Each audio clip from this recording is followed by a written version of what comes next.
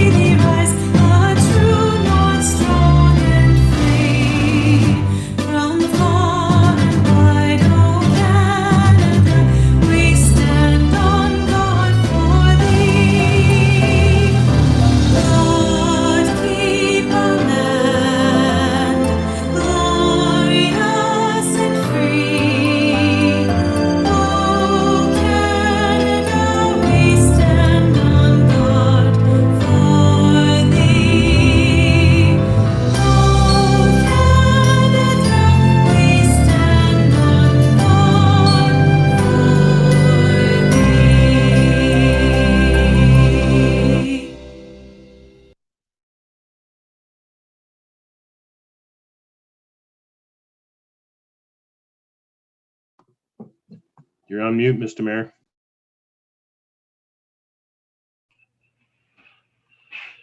As we come together today, we recognize the great responsibilities laid upon us. Our council will always strive to understand the needs of the people we serve and to use power wisely and well. Our purpose is to establish and maintain a city of prosperity and righteousness where freedom prevails and where justice rules. Let us also never forget those who've served our community and who are no longer with us and whose work we must continue to do in their memory. Please be seated.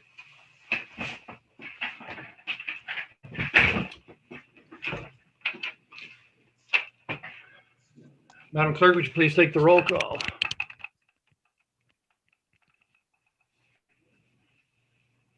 Certainly, Councillor Vanderstel. Present. Councillor Weaver. Present. Councillor Slass. Present. Councillor Utley. Present. Councillor Martin. Here. Councillor McCreary. Here. Councillor Antosky. Here. Councillor Carpenter. Here. Councillor Van Tilborg. Present. Councillor Wall. Present. And Mayor Davis. Thank you very much, Tanya. And we have tonight, we have the staff serving us are Tanya Daniels and Melanie Figueredo. So we're going to open up for the first time in about a little over 2 years with the mayor exercising his prerogative to exercise an address. This typically is an annual address given earlier in January. I deferred that, not really being sure how COVID was going to impact our community, and decided I can no longer wait to determine that on a final basis. So we'll proceed. So settle in. It's going to take a little while because you get me starting to talk, it's hard to stop me. But you already know that. So good evening, everyone. Normally I recognize the dignitaries in our attendance, but it's just my fellow council members that I can see, and I see them weekly. So, however, 2020 began and ended with COVID pandemic. 2021 began with a second COVID wave, but this year, I trust, will not be bookended by another COVID wave. What it will end with is a community ever more united after dealing with adversity, a community better positioned to address and capitalize on the challenges and opportunities that have and will present themselves to us. I do not intend to recap all that we've done as a community in responding to the COVID challenge, other than to say that I think we're all rightfully proud of how well we have adapted as reflected in our comparatively low case counts, outbreaks, and incidents of serious illness and death. That was not an accident. It was not luck. It happened because most of us did what was right. We did our duty and we followed the public health recommendations. However, no matter how well we have done, the pandemic has brought many changes to our city. Some of it will be permanent, some of it's good, some of it's not so good. In the not so good category of the health and economic impacts of this crisis, I'm not just talking about those who've suffered from the disease itself and who continue to suffer what are called the long haul effects of COVID-19, but also the unmeasurable, but no doubt existing, the impact on people's mental health. You know, there's many in us who've had to live with unrelenting stress caused by the pandemic, stress of losing a job, the stress of being an essential worker, the loss or devastation imposed on many small business owners, many of them younger people who've lost their business or whose businesses have suffered dramatically. The economic impact of the pandemic has been substantial in the retail, restaurant, cultural, entertainment, and tourism sectors. But you know what? They're not just sectors. They are, for the most part, our fellow residents who either own or are employed by such businesses, many of them small. Some of those businesses or jobs have been lost, not to be recovered. Those who survive may struggle long after the pandemic is behind us. All levels of government, including us, will have to do what we each can to help the recovery in these sectors. COVID has devastated many of the local charitable organizations who do so much good in our community. Some of those organizations have faced the double impact, I call it the double impact or whammy of increased costs with decreased funding opportunities. Coming out of the pandemic, it'll be more important than ever that we support these organizations by volunteering, making direct donations, or getting involved in the fundraising activities once they resume, hopefully early this fall. You know, the overall impact on our local economy it's been the opposite. I'm talking about the overall impact of what you might have expected. You know, prior to the pandemic, we're already facing an influx of growth from the Toronto area, which is one of the fastest growing metropolises in North America. It's a huge conglomerate of cities, Mississauga, Oakville, Toronto, that was literally bursting at the seams with much of that growth spilling over the green belt and coming into our community. And the pandemic has amplified that growth as many individuals and businesses finding they can work remotely are wanting to leave Toronto to live in a smaller community that's less congested, that has more breathing space, but still within a short commute of downtown Toronto. And guess what? Many are finding that we fit that bill perfectly. The impact of that amped up growth, well, we saw it in our 2020 building statistics.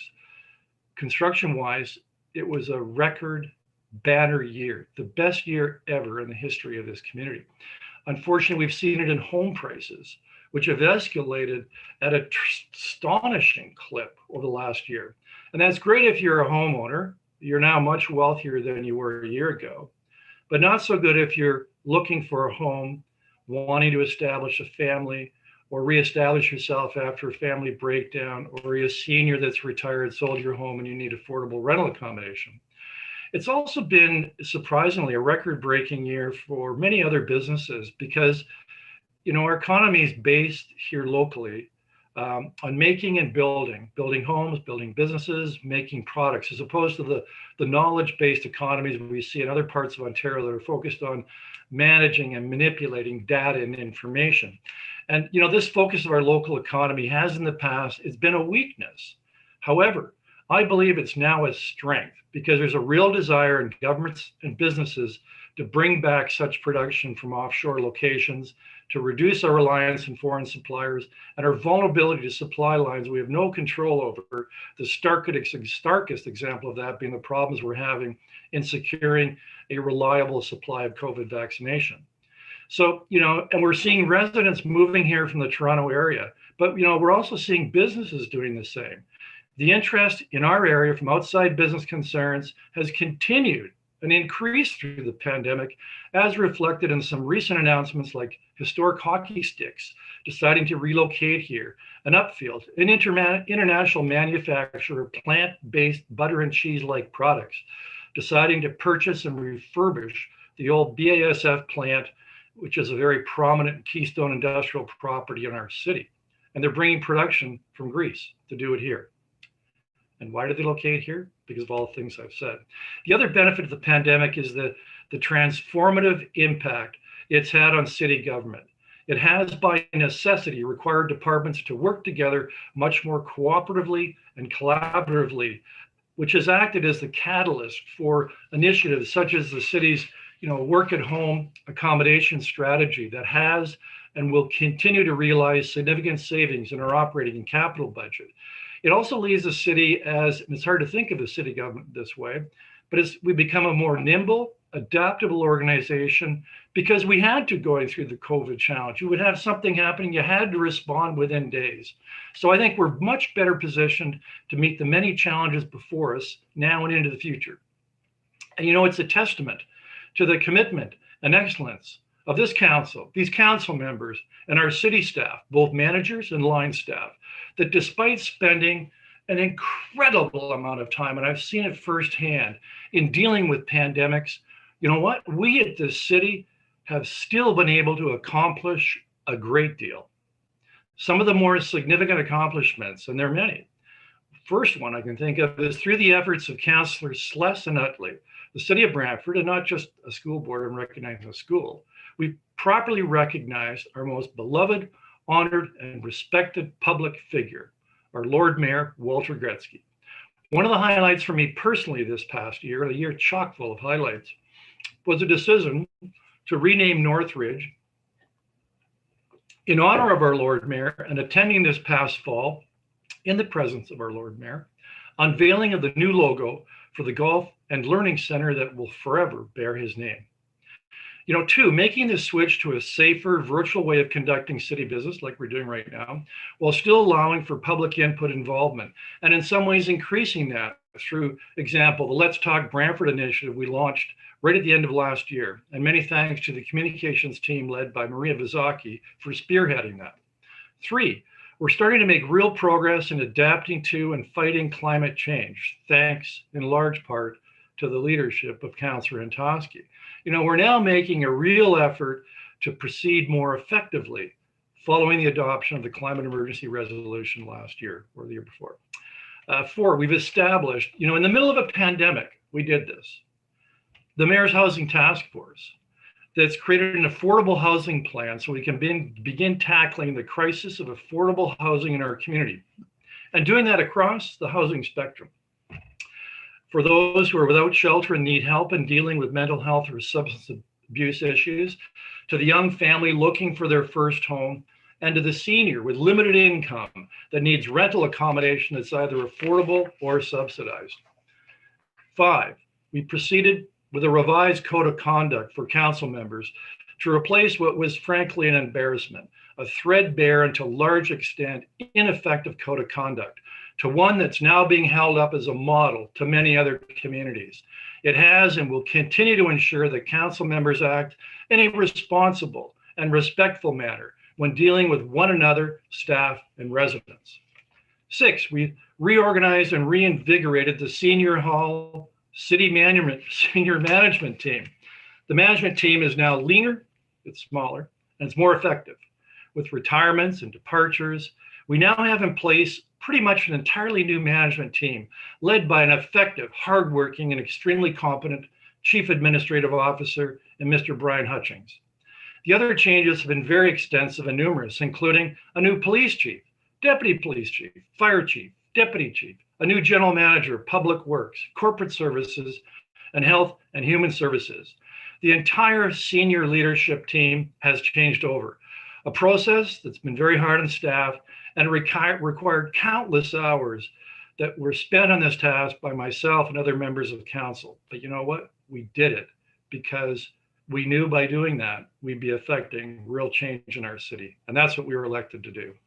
So now that we've done this, the focus can shift, and it's been a 2-year process, can shift from corporate house cleaning to accomplishing great things for our community under the leadership of this council and the new senior management team. I think anything is possible, and through it all, under the able direction of our former GM who's now about to retire and seek another position, GM of Planning, Paul Moore, a great accomplishment under his tutelage. We finished the city's official plan. This replaces the city decades-old plan. I was a young man when I was on council and we approved that one. And it'll allow for the community to better manage and adapt to growth making growth work for our community. It's important to note that this document not only gives us a land use plan for the next 4 decades, but also a similar detailed plan for improving and strengthening the backbone of our community, the transportation and infrastructure network. 8, action last fall of 3 oil grit separators. It's a program that will continue for the next 5 years, approximately 15 of them will be installed through East Ward and Echo Place. It will reduce the volume of oils and grit going into the lake. It will, over time, improve water quality in the lake and canal by 50%, allowing the lake to be used for recreational purposes such as boating and fishing. It, as was predicted, is already leading to the development of plans, initiatives, and proposals for improving the surrounding lands and parks. And who did this? It was our council. 9, the opening of a new fire hall, which has quickly become a point of pride in our community, especially it was constructed by Vicano Construction, one of our leading local builders, and designed not only to be functional and beautiful, but to reflect our fine heritage and history. And 10, speaking of our heritage, last year we were able, after decades of effort and hard work by staff and pushed along by Councillor McCreary, we've developed a heritage register. It's an inventory of buildings throughout the community that merit consideration for designation as a historic structure. You cannot take steps to protect what you have until you know what you've got. And now we know what we've got, very detailed. 11, we formed Mayor's Economic Recovery Task Force. Again, it was started after the pandemic started, and we met through the pandemic. It was a group of about 30 people, done virtually. It, with the assistance of city staff, related agencies like the Chamber of Commerce and Downtown BIA, and many members of our business community who freely volunteered their time, we've developed a roadmap to assist our community and those business sectors most affected to recover from the pandemic. We've expanded our shelter system so the homeless have a place to more than just shelter, to a system that provides support so the homeless can transition to more permanent and appropriate shelter. It's been a difficult process with some bumps in the road for staff and residents alike. However, it's a work in process. It's a learning project. We've never done this before. And we're learning how best to provide these essential services and doing it in such a way as to minimize the impact on surrounding neighborhoods. As a result of this and other efforts, we have done a much better job in managing encampments. Compare what we experienced this past year, this past summer, to what we saw in 2019 when we had large entrenched encampments like Love City. And look at what's happened to other cities such as Hamilton and Toronto last summer. And although we had encampments that popped up from time to time, you've got to admit, when you think about it, we did a much better job of managing them. And that didn't happen by accident. That was a concerted effort to make sure their needs were addressed, and we did not allow them to fester and grow. 13, in the interest of addressing community safety, Council established a private security pilot project. It's not intended to replace policing services, but to complement them. By taking better care of city-owned properties in ways of security, and keeping watch while security staff travel between city-owned properties, it's hoped that extra security presence, and it's very visible, and will reduce the security problems originating from city-owned properties and will make a large contribution to making our community safer. Lastly, the other significant accomplishment was, finalizing the community plan for the Mohawk community lands, Mohawk Greenwich lands, so that we can begin rebuilding on these lands. A transformation, so the lands once again can begin contributing as they did 100 and 150 years ago, contributing in a positive way to our city and the Eagle Place neighborhood, as well as Six Nations of the Grand River, which holds many of the surrounding lands. So, you know what? We had quite a year. And a year that was bookended by the pandemic. But I do not think for us in Brantford, it was a year wholly and solely defined by the pandemic because of everything that we've accomplished. So, on to this year.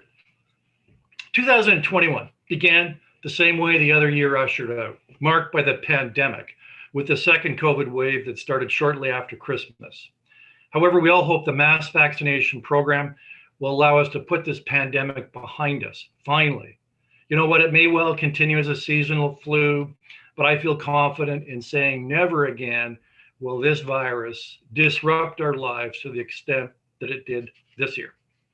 So, in looking out to the remainder of this election term, Council remains committed to a very ambitious agenda that we set last November in a priority setting session, committed to building a better Brantford for us and our fellow citizens. And we have five major areas of focus. I call them themes. You got to have a theme. You got to know where you're going. And so what are they? Well, one, obviously managing the last, I'm confident when I say this, last stages of the COVID pandemic. And this will include a continuation of everything that we've been doing through our Emergency Services Center, which is focused on taking community-wide measures to protect and safeguard city residents, while at the same time ensuring all essential and important city services, water, sewer, managing stormwater, all of them continue no matter how serious the pandemic becomes. We persevered throughout. We provided all of the essential services. We did not close down City Hall. It may have looked like it was closed for about a month, but everything was going on inside and people working at home. This also includes the important task of education enforcement of the public health restrictions put in place by the provincial authorities.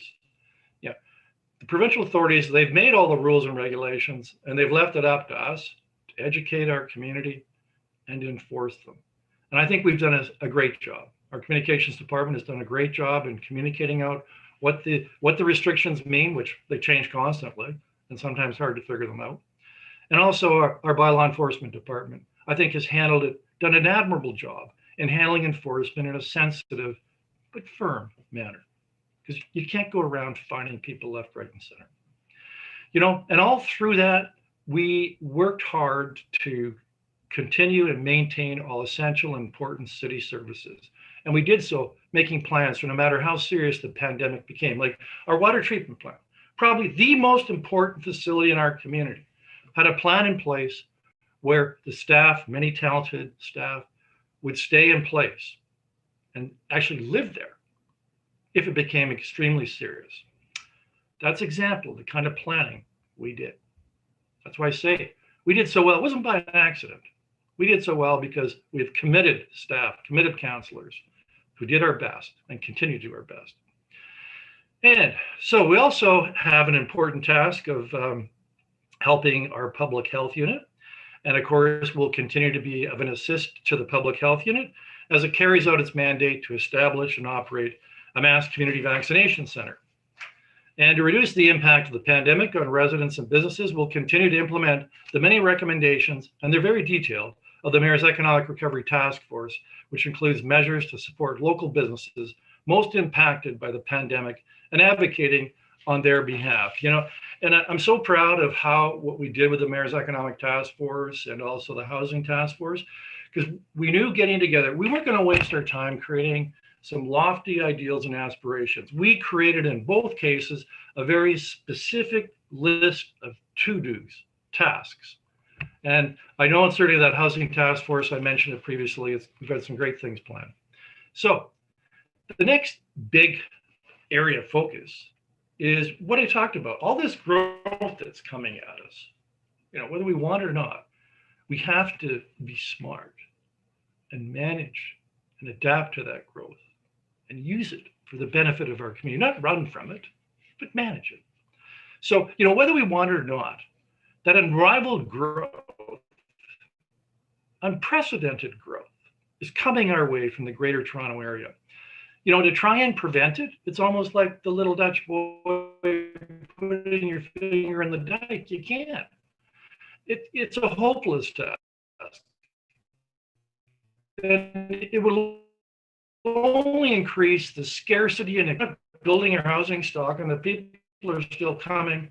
Prices go up, and they go up even faster than when you have an adequate supply. So the key is planning for and manage all the amenities required of an urban. And so that will be achieved by various initiatives, including facilitating the infrastructure required to develop the boundary lands. These lands will enhance the housing and employment opportunities for decades to come for our residents.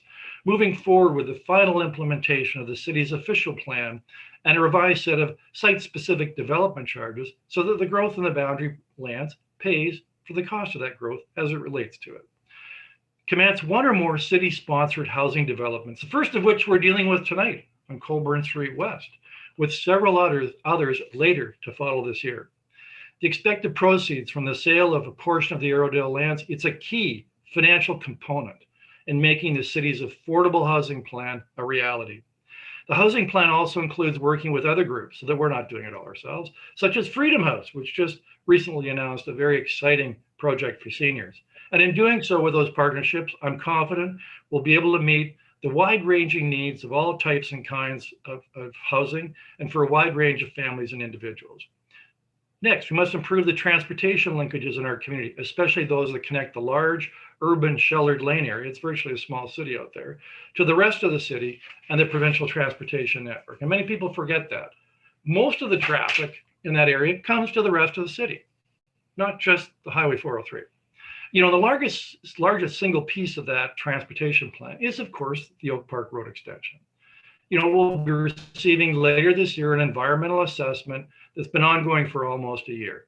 The purpose of the assessment is to investigate the need for and feasibility of the project and what would require to mitigate the impact on neighborhoods, recreational amenities, open spaces, and municipal facilities.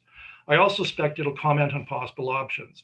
You know, once we have that assessment later this year, we can then make a proper assessment of the project, receive much considerable additional input from city residents and business community and stakeholders, and then we'll decide whether to proceed with the project.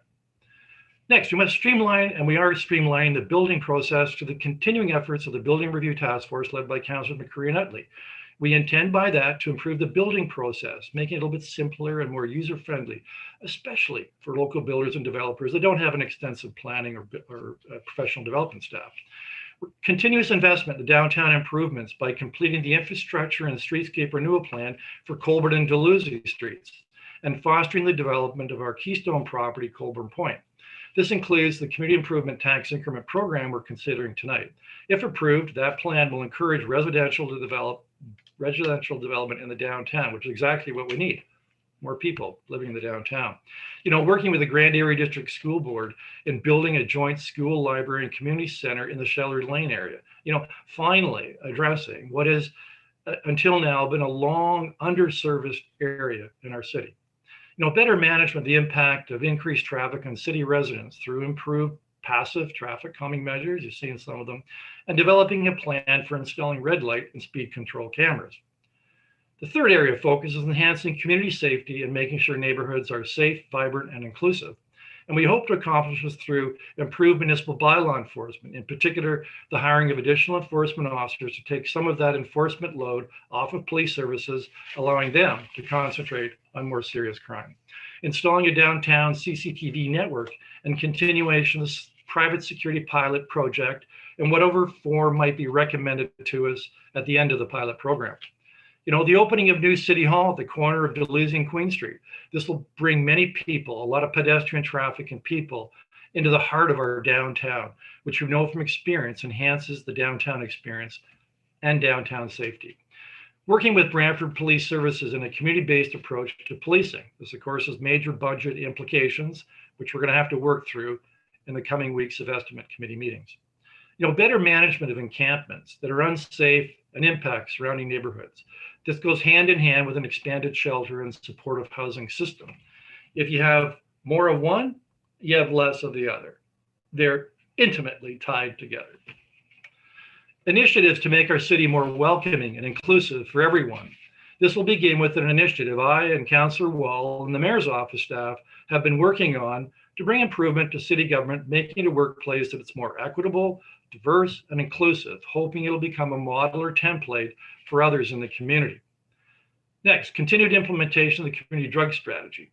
I was extremely pleased that the Board of the Health Unit, supported late last year an initiative I brought forward directing, as is done in many other communities, that the Health Unit take a lead role in reinvigorating our community plan for addressing this ongoing tragedy. Next, a decentralized delivery of social services throughout the city in combination with enhanced and more effective delivery of recreational services based out of our community centers.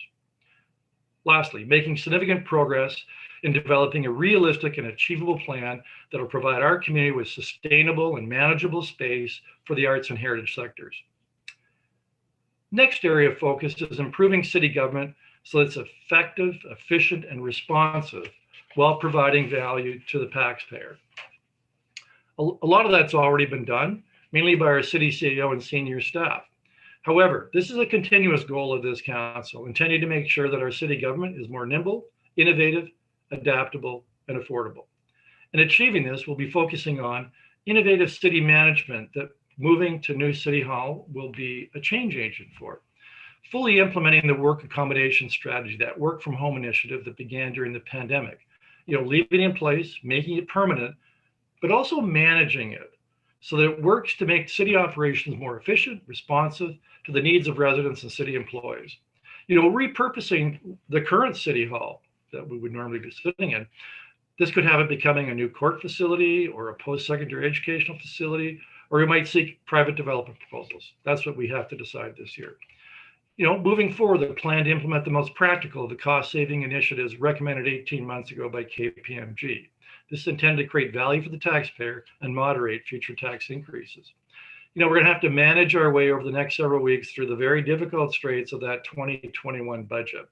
A large part of that budget is beyond our control because we raised funds for several outside agencies like the Health Unit and the John Noble Home that have no question been significantly impacted in a budget way by the pandemic.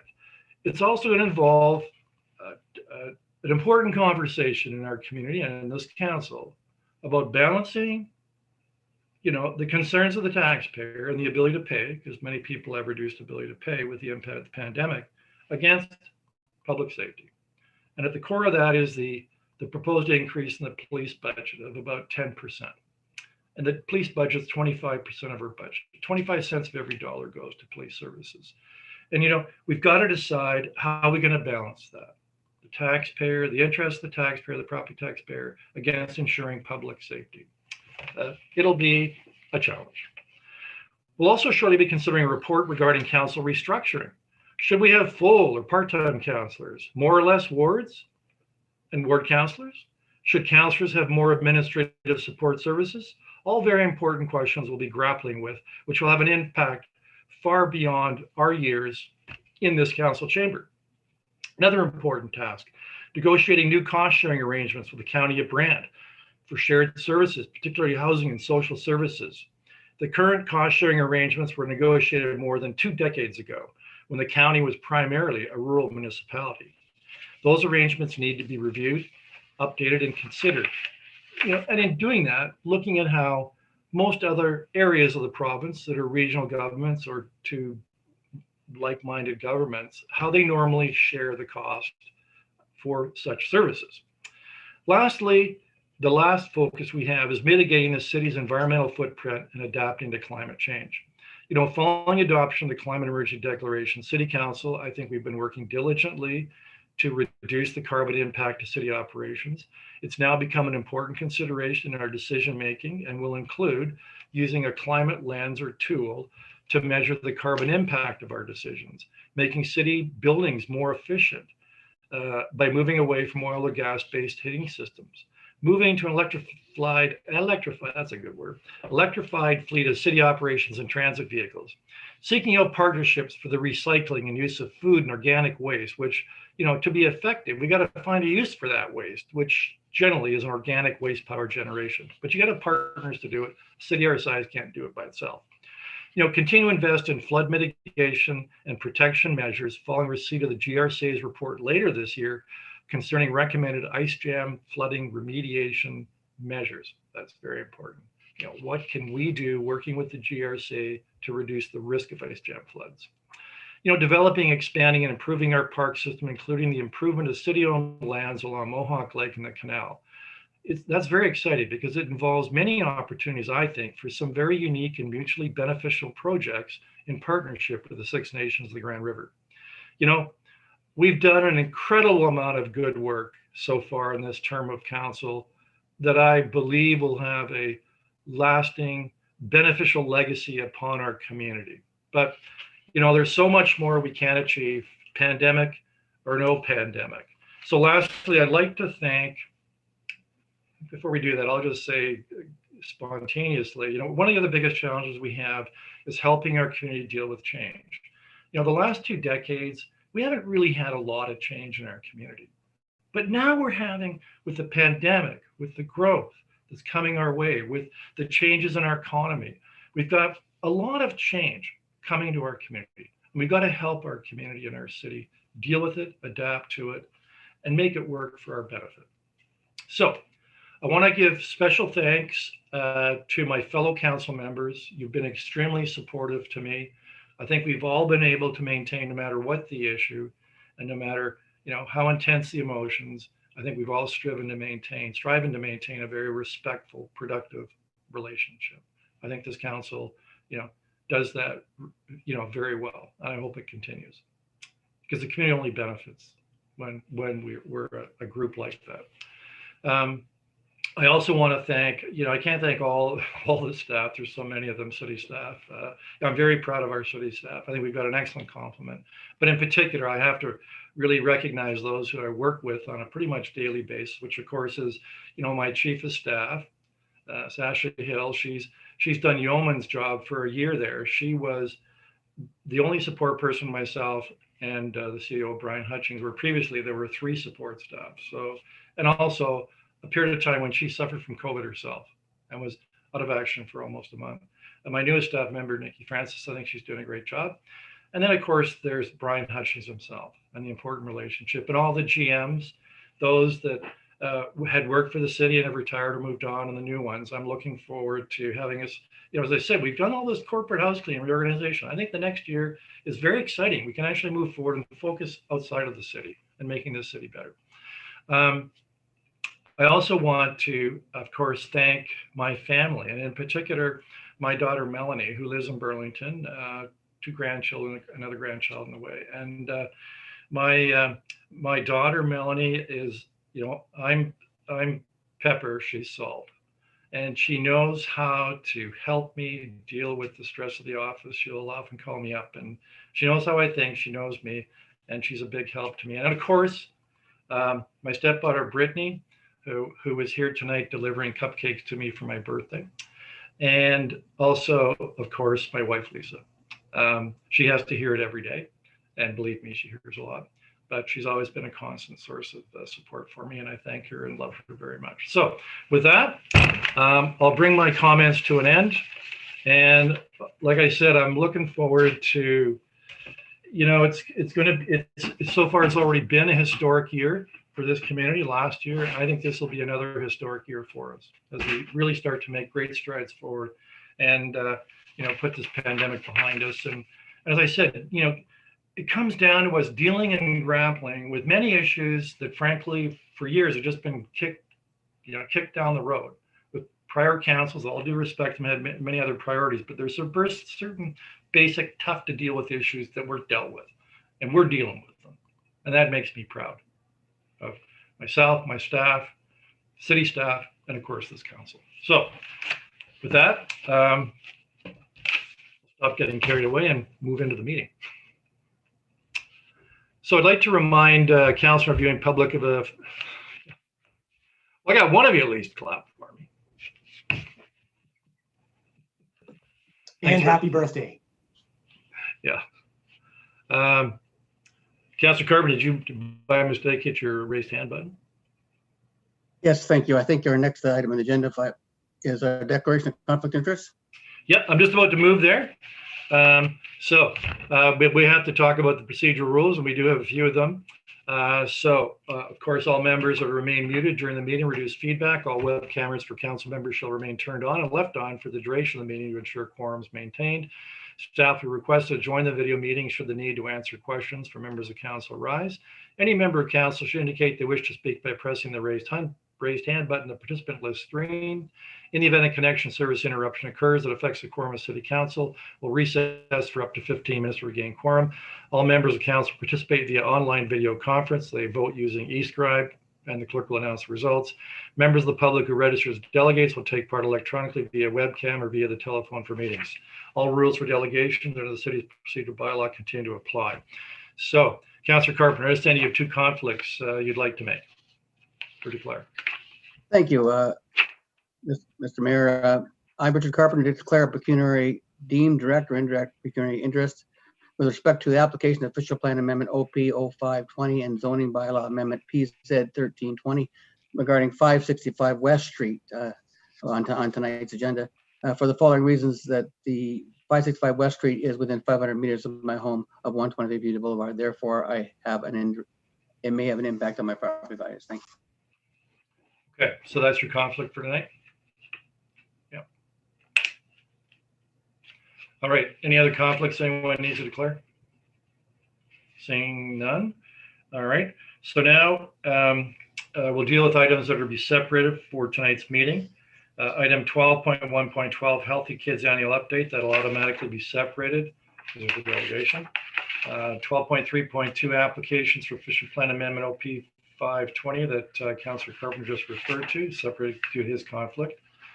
12.3.10, the Downtown Community Improvement Plan will be automatically separated as there is a delegate for this item, and it was deferred to City Council with a pending amendment from Committee of the Whole, which we didn't deal with at Committee of the Whole. Item 12.5.1, the referral of the 2021 Brantford Police Services Board budget, automatically separate as there's an amendment that needs to be made coming forward, I believe, from Councillor Carpenter.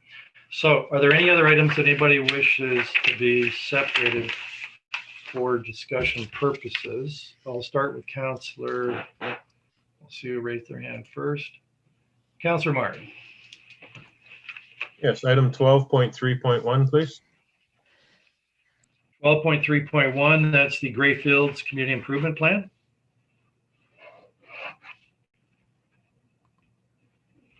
Okay, Councillor Antosky.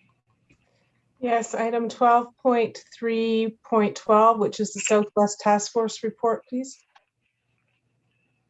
Okay. Councillor Carpenter, you have something else you want separated? Yes, 11.1. Is 12.2 and 12.3 been separated? 3.1? Right, you say 12.1.2? 12.2. 12.2. Which one? There's 12.2.1, 12.2.2, 12.2.3. I believe it's 12.2.1. The Homeless System Update and Housing Stability Strategy Report.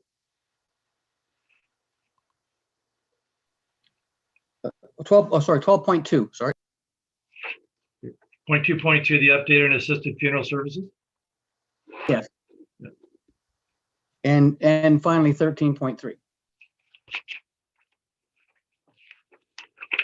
13. The COVID-19 emergency update. Yes, thank you. Okay. Anybody else want anything separated? Yeah, I'm going to ask for 12.6, the Economic Recovery Task Force report. Be separated. I think that's it. So, Councillor Van Tilburg, I understand you have the motion to approve all items in the committee reports from 12.1 to 12.6 not separated for discussion purposes. Yes, moved by myself, seeking a seconder, Councillor Wall, that all items contained within the committee reports, item 12.1 to 12.6, not separated for discussion purposes, be approved. All right, so before I call the vote on that, Tanya, would you please read out the title of the items that we're voting on? Certainly through Mayor Davis. Just one point of clarification to Councillor Carpenter. There was a second conflict of interest that you had declared at the Finance Committee. So just wanted to recall that moment and if that's still needed in this meeting. Uh, oh, yes, that was, it's not a request in minutes. It was a delegation at that meeting. It's not on our agenda here. So the issue was St. Joe, so I'll declare it anyways. It's on the casino funding. Thank you. So that now I'll proceed with reading out the not separated Okay, so items. Tanya, which one is being separated based on Councilor Carpenter's second conflict?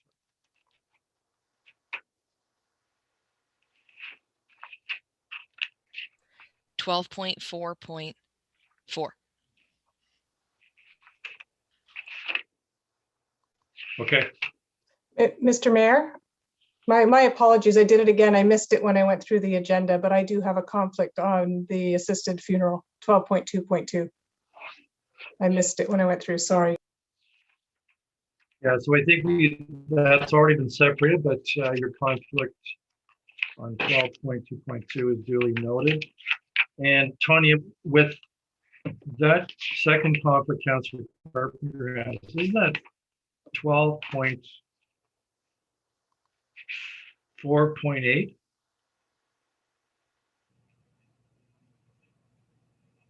Or is it 12.4.4? Through the mayor, it was the fourth quarter casino report, so that would be 12.4.4.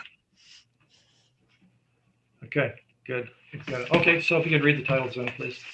Certainly. So beginning with your committee of the whole operations and admin, the following are subject to the vote.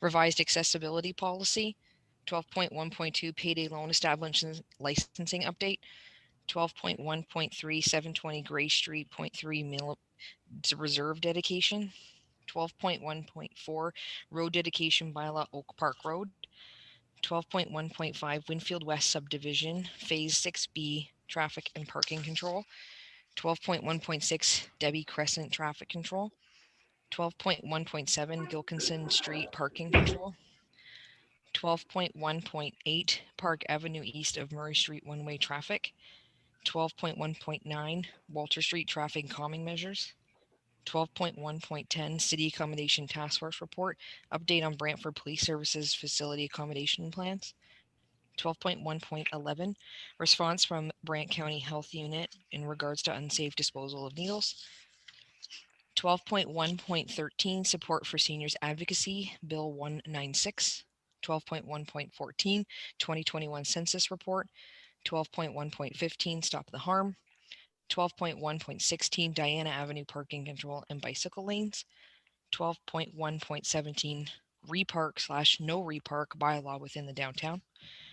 From your social services committee, 12.2.1 homelessness system update and housing stability strategy report, 12.2.3 Ontario Works centralized intake.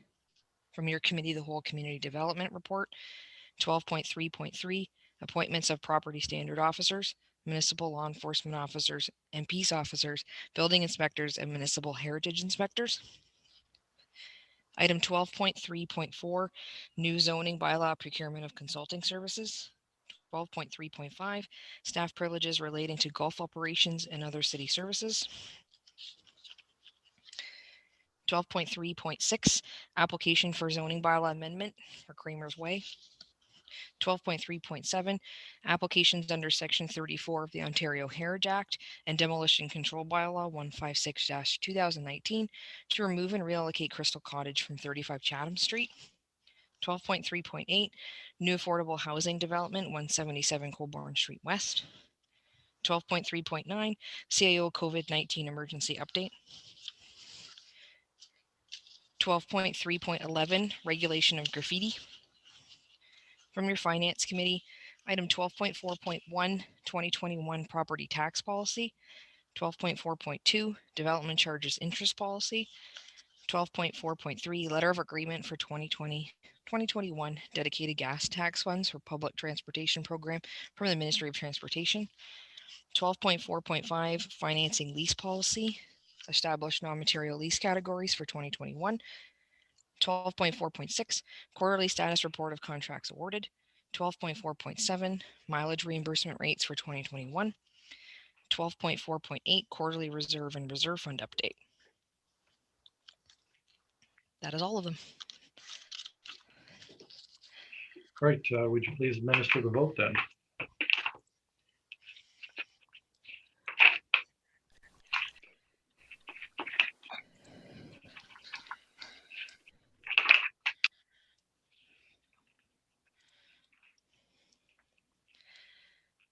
All items not separated for discussion purposes have carried on a recorded vote. Those voting in favor, Councillors, sorry, Councillors Vanderstelt, Weaver, Celeste, Utley, Martin, McCurry, and Toski, Carpenter, Van Tilburg, Wall, Mayor Davis. Good. So we don't have, there are no statutory public hearings, recognitions of achievement, or proclamations this evening. We do have some delegations. I'd like to remind those who are attending that this is a city council meeting, and there are rules of decorum that apply as set forth in the city's procedural bylaw. They include: no person shall display any sign, banner, or placard in the meeting room other than materials that, in the opinion of the chair, are legitimate audiovisual aids necessary in connection with any presentation made to council. All persons present shall use polite and respectful language, and we shall refrain from using any language or the making any gesture that is disrespectful or offensive. All persons addressing council shall speak only on the subject that's being debated and shall not speak to any other subject.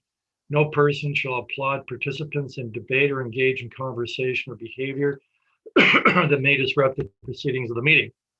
So there are two presentations and one delegation. We'll begin with a presentation.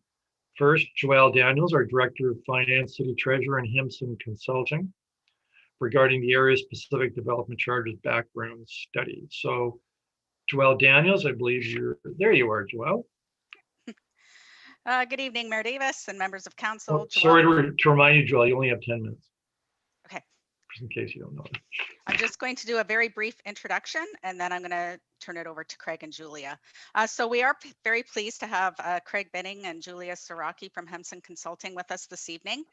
Just by way of a bit of background, council approved late last year to contract with Hemson to undertake a development charges background study that would support the implementation of an area-specific development charge for the expansion lands.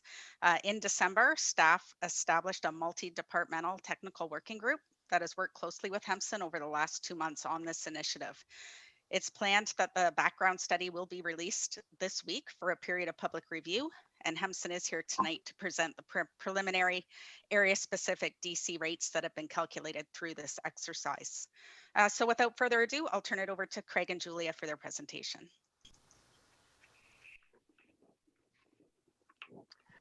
Okay, thank you very much. We'll just get right into the next slide. All right, so our presentation today, we'll go over some study background, then we'll get right into our development forecasts, the growth-related capital programs and cost allocation, and then we'll present our calculated rates and conclude with next steps. Next slide, please. So just a bit of background, the lands were annexed from Brant County in 2017. We did assist the city in undertaking an interim DC study in 2019. That bylaw is still in force and imposes citywide charges for various general and engineered services. At the time of the 2019 study, however, servicing needs of the expansion lands were not fully known. Now with the completion of the official plan, the master servicing plan, and the transportation master plan, we have a good idea of what those servicing needs are, and the city wants to ensure that those costs are recovered from the benefiting development. So development pressures are now imminent, and the city is moving forward with an area-specific development charge, or ASDC, bylaw for the northern boundary expansion area, as well as the Tutuila Heights area at this time. Next slide, please. Now, the ASDC rates address the area-specific engineered infrastructure of roads and related, water services, wastewater services, and stormwater. The existing citywide DC rates for all general services and engineered services will also continue to apply to those two ASDC areas. And then we do have an update to the citywide DC background study and bylaw coming closer to Q3 of this year. Next slide, please.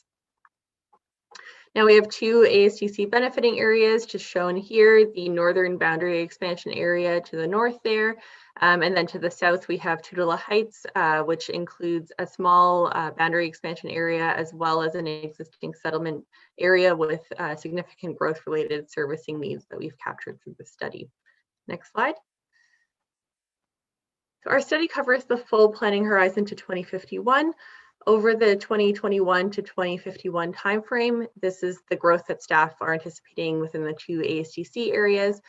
So first off, the northern boundary expansion lands, we're looking at growth of about 7,700 units and 23,000 people, as well as almost 15,000 jobs. On the residential side, we're looking at about 1,200 units, 3,700 people, and about 90 jobs. Next slide, please. So just getting into the growth-related capital programs, these have been developed with engineered services staff based on the new transportation master plan and master servicing plan. And the capital costs are adjusted in accordance with the BC legislation, as we will show on the following slides. The next slide, please. Now, just showing some of the details of the capital programs. Further detail will be available within the background study, which will be released this Friday. Not to spend too much time on this, but the overall capital program specific to the northern boundary expansion lands totals $335 million in costs. This includes things like the new east-west collector road that's planned for the area, as well as area-specific water distribution and sewage collection needs. Of that $335 million, we expect a small amount to be covered by direct developer contributions. An amount of about $85 million is also deemed as replacement shares or related to existing development. And then another $21 million is deemed to benefit development beyond the 2051 planning horizon. So after those deductions, we have about $230 million being brought forward to the ASTC calculation. Next slide, please. Now in Tudela Heights, the capital program is smaller. We do not have any area-specific roads projects here, but we are recovering for various area-specific water, wastewater, and stormwater projects. The total gross costs are about $18 million. And after deducting benefit to existing and post-period shares, we're left with under $15 million brought forward to the ASTC calculation. Next slide. And here are calculated rates broken down by service area. So in the northern area, we're looking at ASTC rates of just under $26,000 per single or semi-detached unit, and $93 per square meter of non-residential floor space. After adding in the citywide charges, which will continue to apply under the current bylaw, the total charge that would apply in this area would be just under $50,000 per single detached unit, or $173 per square meter of non-residential development. And then in Tudela Heights, the ASDCs add up to about $15,000 per single or semi, and total $39,000 after layering in the current citywide charges. And then the non-residential ASDC is $69 per square meter, and a total of $149 with the citywide charges included. Next slide, please. And now this just shows a comparison of the current citywide charges with the total rates that would apply in our two ASDC areas.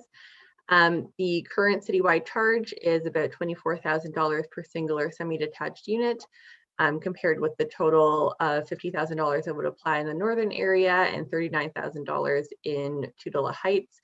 And a similar differential is seen across the other residential unit types and the non-residential charge here. Next slide. And now finally, just to bring it into context with other comparators, particularly other municipalities with Greenfield area ASDCs, keeping in mind that every area has unique circumstances and servicing needs, but the calculated rates are in line with many other places. Windsor is a particularly good example here, since they have recently introduced an ASDC for their annexed area of Sandwich South. And as you can see, the charge there is also in the $50,000 range, similar to what we've calculated here in Brantford for the northern area, while the Tudela Heights area is a little bit lower. Next slide. And then just showing another comparison just on the non-residential side in terms of the per square meter charge, and we see similar results here as well. Next slide. Now, just wrapping up in terms of next steps, we will be releasing the ASDC background study this Friday, and that's in order to meet the 60-day legislative requirements to pass the bylaw on April 27th. The draft bylaw will be released by March 16th, and the statutory public meeting is to be held on March 30th. So that concludes my presentation, and we're happy to take any questions. Thank you very much. Okay, we've got 2 minutes for questions. If anybody has any questions? Don't see any questions. Thank you very much for a very informative presentation. A very valuable, important one. Thanks, Will. Next, we have Pamela Pacheco, Manager, Community Partnerships, and Aaron Wallace, Acting General Manager, Community Programs and Social Development, giving us an update on the Healthy Kids. And I got to get something, so go ahead.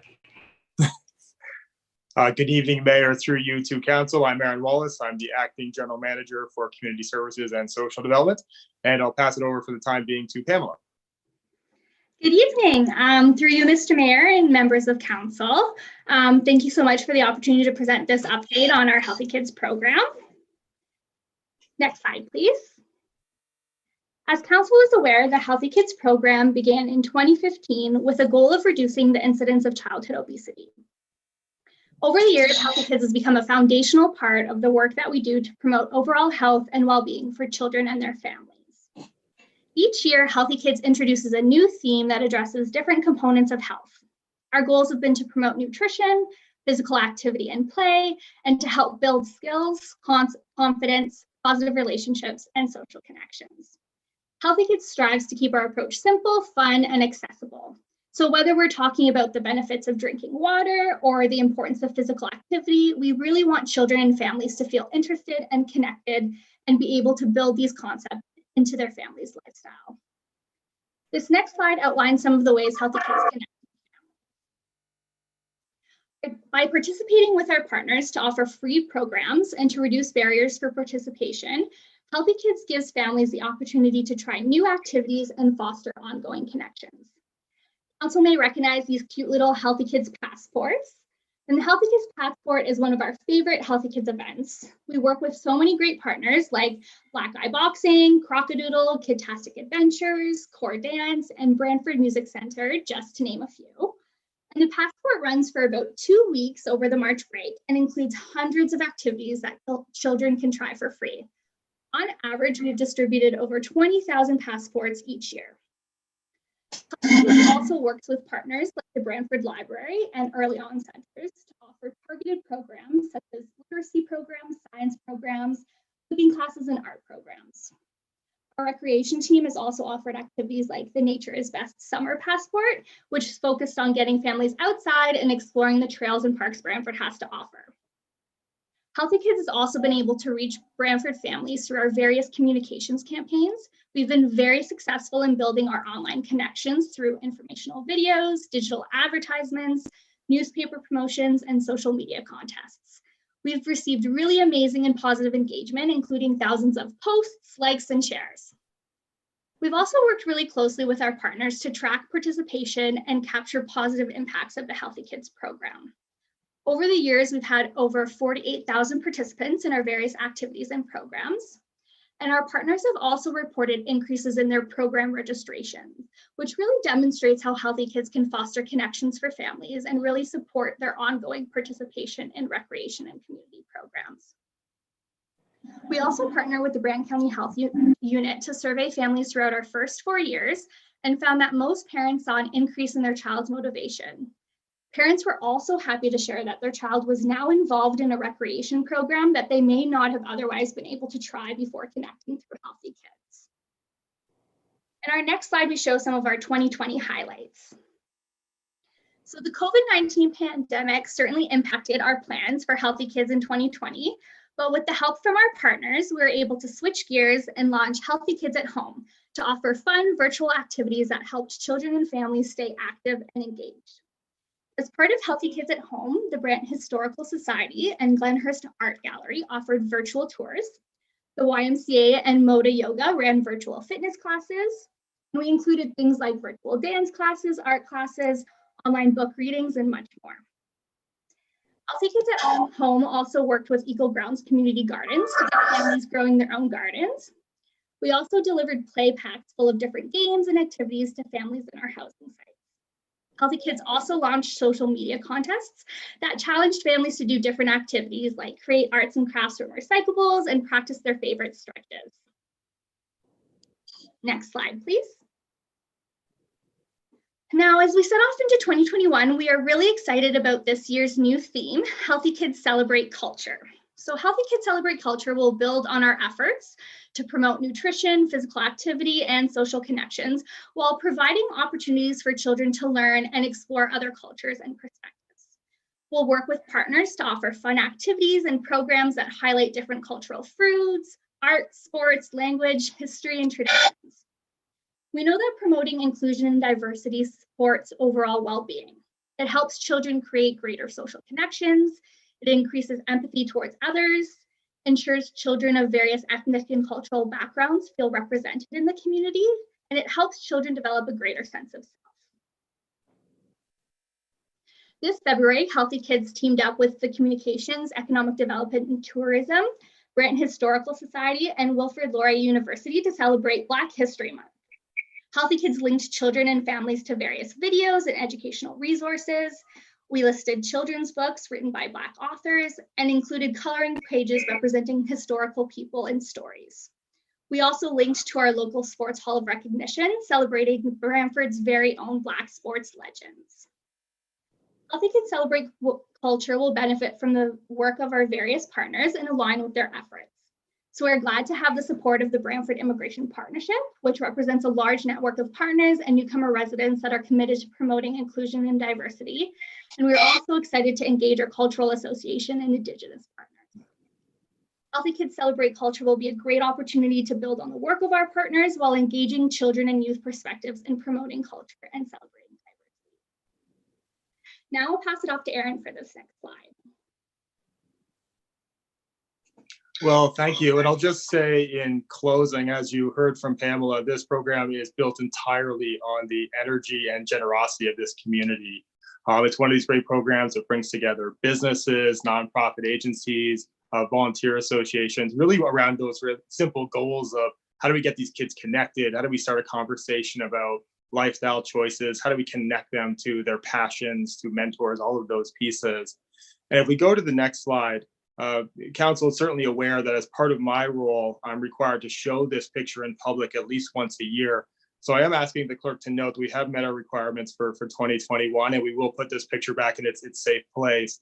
But it is a great chance to thank Mayor and Council. Mayor has been an incredible champion of this program and an incredibly good sport for all the things we've asked him to do. We're trying to get the attention of 5-year-olds and 6-year-olds and 10-year-olds. So there's lots of creative and interesting things we try to do to engage those young families. And it matters. Apart from the fun and the excitement of the information we put out to the community, it does really matter. When the mayor champions this program, when council is sharing it on their social media and through their networks, our emails light up and our phones start to ring. The reason we can, brag about the many, many partners we have is because mayor and council have been a champion of this program for a number of years, and lots of community partners want to get involved and be a part of this. So thank you, council, for the chance to just spend a few minutes and bring you up to date on the Healthy Kids program. I'm certainly happy to answer any questions.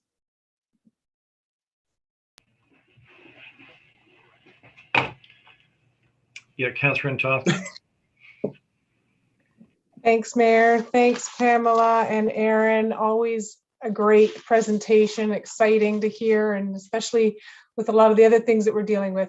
Going into uncertain times, I mean, last year you kind of got hit with COVID, but you kind of knew the rest of the year was going to have to be facilitated through a pandemic. This year might be different. So how do you have kind of a plan A and a plan B that can move you out of virtual stuff really quickly and vice versa? And how difficult is that for your partners as well?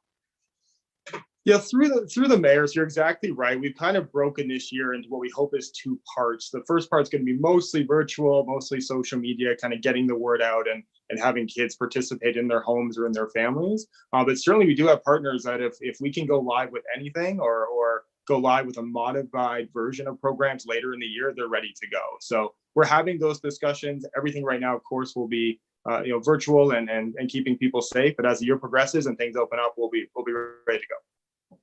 Great. Thanks so much for the presentation. I am so proud of this program and that the City of Brantford does this, and staff has just been amazing. Thank you. Councillor Wall. Thank you, Mayor Davis. Quick question. One, thank you so much for all your hard work, and this is amazing. Two, if somebody watching this right now, or if our media partners wanted to share the story and people wanted to be involved, whether they were people or a business, what's the best way to get involved in this? Yeah, through the mayor, just give them my name and my email address or phone number and have them give me a call. Amazing. And can we see that picture one more time? No. But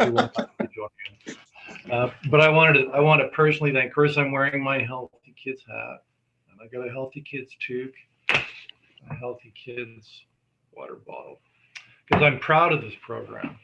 And Pamela, I think you're doing a great job. And Aaron, I wanted to say Aaron Wallace is our acting general manager of what was our Health and Human Services Department. Aaron has stepped in over the last year and done a yeoman's job for us in the most difficult of circumstances. You can imagine the impact. He oversees responsible for the housing department and the shelter system. You can imagine what his year was like this past year. And I think we had a pretty perfect record, did we not, Aaron, in our shelter system? I don't recall there being any outbreaks. Oh, through you, Mayor, we fingers are still crossed, and we've done well. Credit to the housing and homelessness team. They've done a great job. Yeah, and those and our contract suppliers like Rosewood and Salvation Army and absolutely, and the Participation House. So, but I did want to say in particular about this program. The reason why I supported it, I kind of came to it a roundabout sort of way. The first crisis I faced in coming to office, had to do with the ongoing opioid tragedy, which continues in our community. And I quickly realized, you can spend a lot of money trying to rehabilitate people who are caught into that unfortunate situation, and some you're able to save, some you can't. And probably the best long-term strategy shown in many communities is keeping kids who grow into teenagers, into young adults, keeping them out of this lifestyle. And these types of programs are effective at doing that. They're a great use of the public taxpayers' money. If you're concerned about issues like the opioid crisis, you won't see the difference next year, but you'll see it in 5 to 10 years. And that's why I support this. Also, I think we got to do more in that respect in terms of working with the youth in our community, healthy lifestyles, mentoring them, keeping them away from the lifestyle that leads them to ruin and death. And frankly, I'm hoping we can build off this program. And I know having staff such as we've just seen tonight, it's possible. Anything's possible. But again, thanks very much. And I do wear my hat and I do participate. And thanks very much. So next up,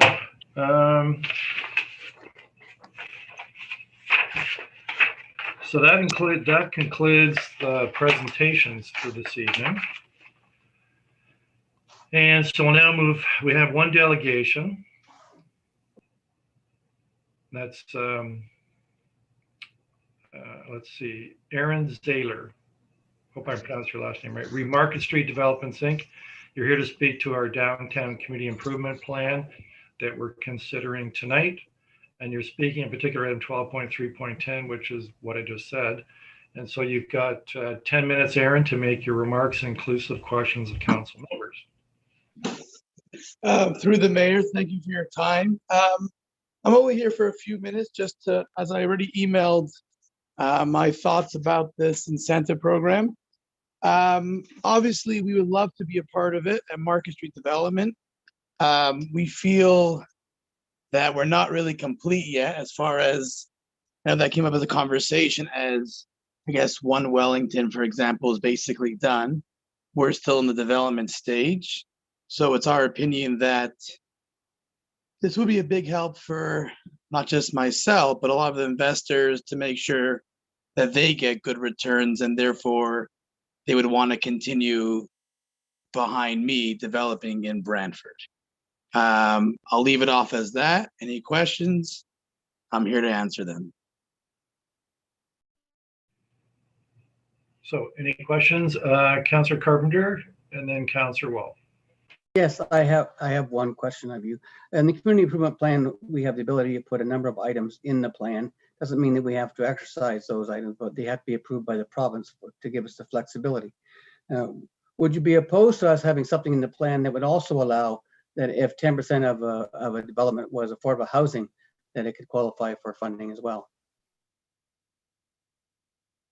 You're asking if we did 10% for affordable housing, and then we would still be allowed to get the program? Yes. Yeah, that's a win-win for everybody. Thank you. Councillor Wall. Yes, thank you, Chair Davis. Aaron, thanks for being here.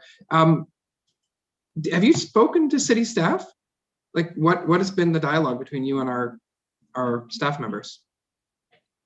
As far as where are we holding with site plan approval? Well, you're here with a request, right? Yeah, so our request is a little bit strange because it's not really my decision. It's more about, in the last meeting, there was a discussion about should projects that have already started be a part or be allowed to be part of this tax incentive. That's why I'm here. I feel obviously Market Street was probably one of those developments that was part of the conversation. So that's why I'm here. Okay, sorry, Market Street. Okay, I know, I'm just familiarizing myself with the product. So have you spoken to our staff about your request here today? I have emailed my request to the staff. Okay, thank you. No problem. Councillor Van Tilburg. Yes, Aaron, thanks for coming. As an incentive program, how would you evaluate this? Would you say this is a very positive, successful type of program? I was actually on the call last time. I feel everyone had most of the same opinion that it worked in Hamilton. At the end of the day, it's no taxpayer paying the developer. Developer, for example, Market Street pays around 25,000 taxes. The program, the 25,000, I'm always paying. It's the new amount would be around 350. So I pay the 30 automatically. Now from the new 350, I'm still paying 20% of 350, which again, it came up last time, which would be around $100,000. I would be paying either way every year. And again, after 10 years or after 5 or 6, the percentage goes down. So in 10 years time, we'll be paying close to 400,000. So in my opinion, I think it's a great program. That's what I wanted to hear. Thank you very much. Yeah, Aaron, can you tell us where you're at? You've got that project on Market Street North, right? Yeah, Market and Chatham. Yeah. And so where are you at in the development process? We've been dealing with Nicole. Did you get site plan approval, or you like where are you at? Yeah, so we got rezoning already a few weeks ago. Yeah. We should be getting comments back regarding the site plan. I think this week or early next week. Right. So you don't have site plan approval yet. Correct. Okay. All right. And a program like this, how much of a factor would it be in your decision to do further developments here in Brantford? Because you're based outside of Brantford, you know? Right. I'm based in Toronto through the mayor. The investors I have, the investors pool I have from outside of Brantford, everyone's about numbers. And it's a hard conversation with people to go outside of Toronto. Those who could afford it, Toronto real estate, everyone knows the numbers, I'm not saying are good tomorrow, but in 10 years, the value has gone up. So to convince people to invest with me, invest in Brantford, any incentive I have that would raise their percentage of profit or any percentage of profit allows them to say, Aaron, I like your idea. I'm okay going outside Toronto. Right. And so a lot of this money that's invested throughout Ontario, I mean, much of it comes out of Toronto. That's the financial capital of Canada, and that's where a lot of capital, right? So when they're considering the people that are investing through you, I guess they'd also consider other communities like Hamilton, Welland, and like Windsor, and many others that have a similar program. Yes, but surprisingly, it's still a very hard conversation to convince the guy from Toronto. People are giving today in Toronto 12 to 18% returns. Yeah. I got to be close to 25 to 30% returns to get these guys interested. Yeah. Okay. So you got to stay competitive if you want your downtown areas to grow, and you got to make yourself competitive. That's just the nature of the beast. Okay, thanks very much. Aaron, I don't see any other questions. I wanted to thank you again for coming as you did earlier in the month to deal with what is, I think, a very important proposal that I'm hoping will lead to, more people living downtown. That's what I'm interested in. And I think this will do that. Okay, so thank you very much. That completes. Yeah, that's it for delegations and presentations.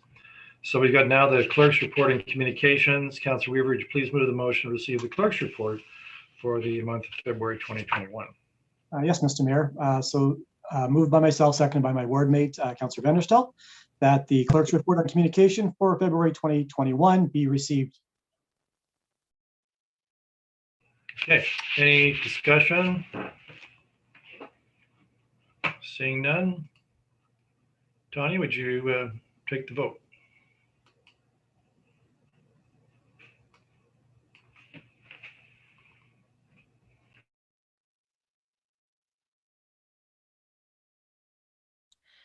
The clerk's report on communication is carried on a recorded vote of 10-0. Those voting in favor: Councillors Weaver, Vanderstel, Utley, Sless, McCreary, Martin, Carpenter, and Toski, Van Tilburg, Mayor Davis. Thank you. So now we'll move into minutes. And Councillor Utley, I understand you've got the motion to adopt the minutes listed on the agenda. If you could please read out the motion and name your seconder if you've got one.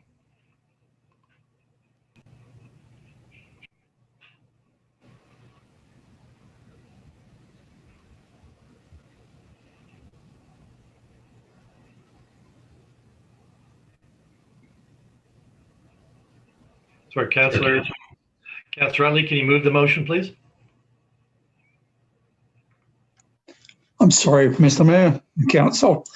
I will do that. That the following minutes be adopted: 11.1 City Council, January 26, 11.2 Special City Council, January 26, 11.3 Special City Council, February 9, 11.4 Special City Council, Private and Confidential, October 13, 2020, 11.5 Special City Council, Private and Confidential, January 26, 11.6 Special City Council, Private and Confidential, February 9, that the following minutes be received: 11.7 John Noble Home Committee of Management, February 10, and 11.8 John Noble Home Committee of Management, Private and Confidential, February 10. Thank you, Mr. Mayor. And so your ward mate is seconding that? My ward mate, Councillor Sless, is seconding that. Okay, so are there any errors or omissions on the regular special council minutes or discussions in respect to the John Noble Home Committee of Management meeting minutes?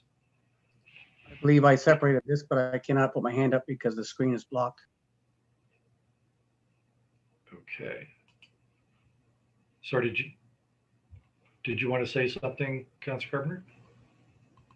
Yes, I'd like to make a correction in the minutes. Okay, what do you want to correct? On 11.1, on the bottom of page 18 and the top of page 19, under bylaw 14 in the year 2021, you have Councillor Antosky is moving the resolution and Councillor Carpenter is seconding the resolution. Just prior to that, it says very clearly, Councillor Carpenter left the meeting. I couldn't have seconded a motion that I wasn't present at a meeting to second, quite frankly. And I believe my memory, it could have been another councillor, but it certainly wasn't me, and that needs to be corrected. I didn't agree to second it. I didn't second it, and it's down there as me seconding it. And you'll notice that after third reading, it also points out that Councillor Carpenter return to the meeting after the third reading. You got the votes right, just got the wrong person in seconder. Thank you. So do you want the minutes amended? I want the minutes corrected to what actually happened, yes. Okay. Tanya, Certainly. So through the mayor. So I'll make a note of that here, and then I'll go back and review the tape and make sure that that's corrected to the right councillor seconding that. yeah, okay. No problem. All right, any other errors, omissions, corrections? Seeing none, Madam Clerk, please take the vote on this.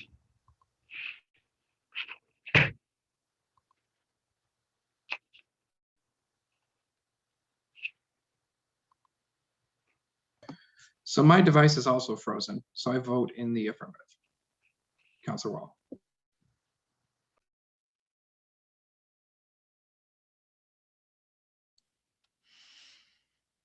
All minutes have carried on a recorded vote of 10-0. Those voting in favor, Councillor Weaver, Vanderstel, Utley, Slash, McCurry, Martin, and Toski, Van Tilburg, Wall, Mayor Davis. Those opposed, Councillor Carpenter.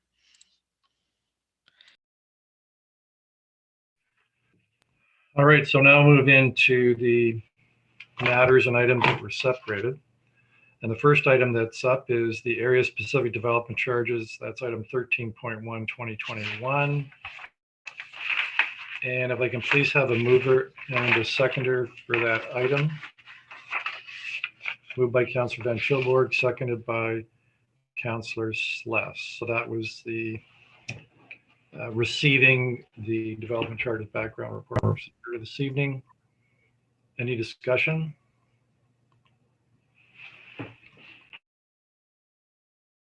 Okay, seeing none. Tanya, would you please administer the vote?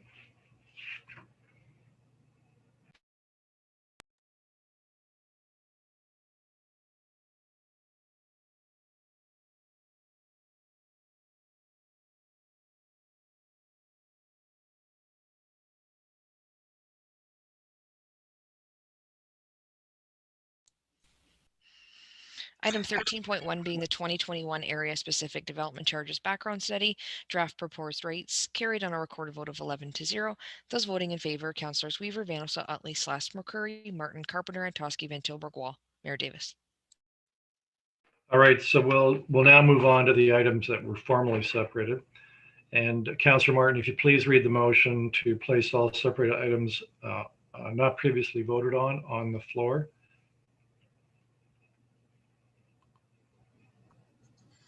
Thank you. I move, seconded by Councillor McCurry, that all items not previously separated be placed on the floor. Thank you.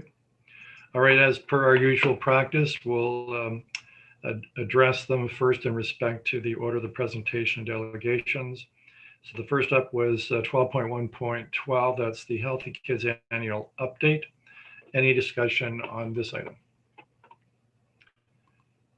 Seeing none. Tanya, would you please take the vote on this one?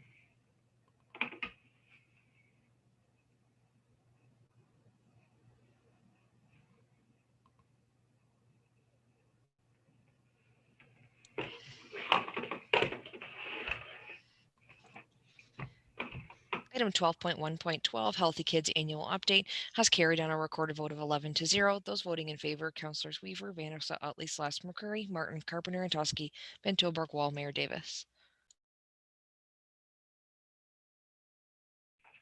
Okay, the next item we have is 12.3.10. This is the Downtown Community Improvement Plan. And you recall, this is an item we didn't finish our discussion on at committee of the whole. And there was an amendment on the floor. So we start off dealing with this, with the amendment. I believe it was Councillor Martin's amendment that the Downtown Community, perhaps Tony, you can put it up in the screen. Okay, so I'm going to ask Councillor Martin. I believe you're the mover of this motion. I'm almost prepared to rule this out of order because unless you can have a friendly amendment with your seconder, but it says, you know, the community improvement plan be amended to exclude projects currently approved. And currently approved, you got to define that. Are you talking about a building permit, site development approval? We've just submitted a development application. Like, what is that? Did you have that in mind? My memory was that this was Councilor McCurry's resolution, but yeah, I fully support it. All right, so I really don't want us voting on this resolution as it is, because we just don't know what approved means. Projects currently approved.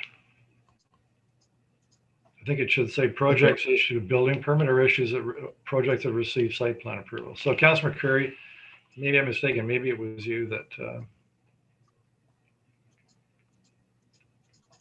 Mayor, thank you. Yes, I believe it was my resolution, and Councilor Martin was the seconder. And I can appreciate comments that it is vague in nature. And I might offer this for my ward mate and seconder's consideration. I might say, rather than say to exclude projects currently approved, perhaps we would say projects currently under construction. Okay, so is that a friendly amendment, Councilor Martin? Yes, it is.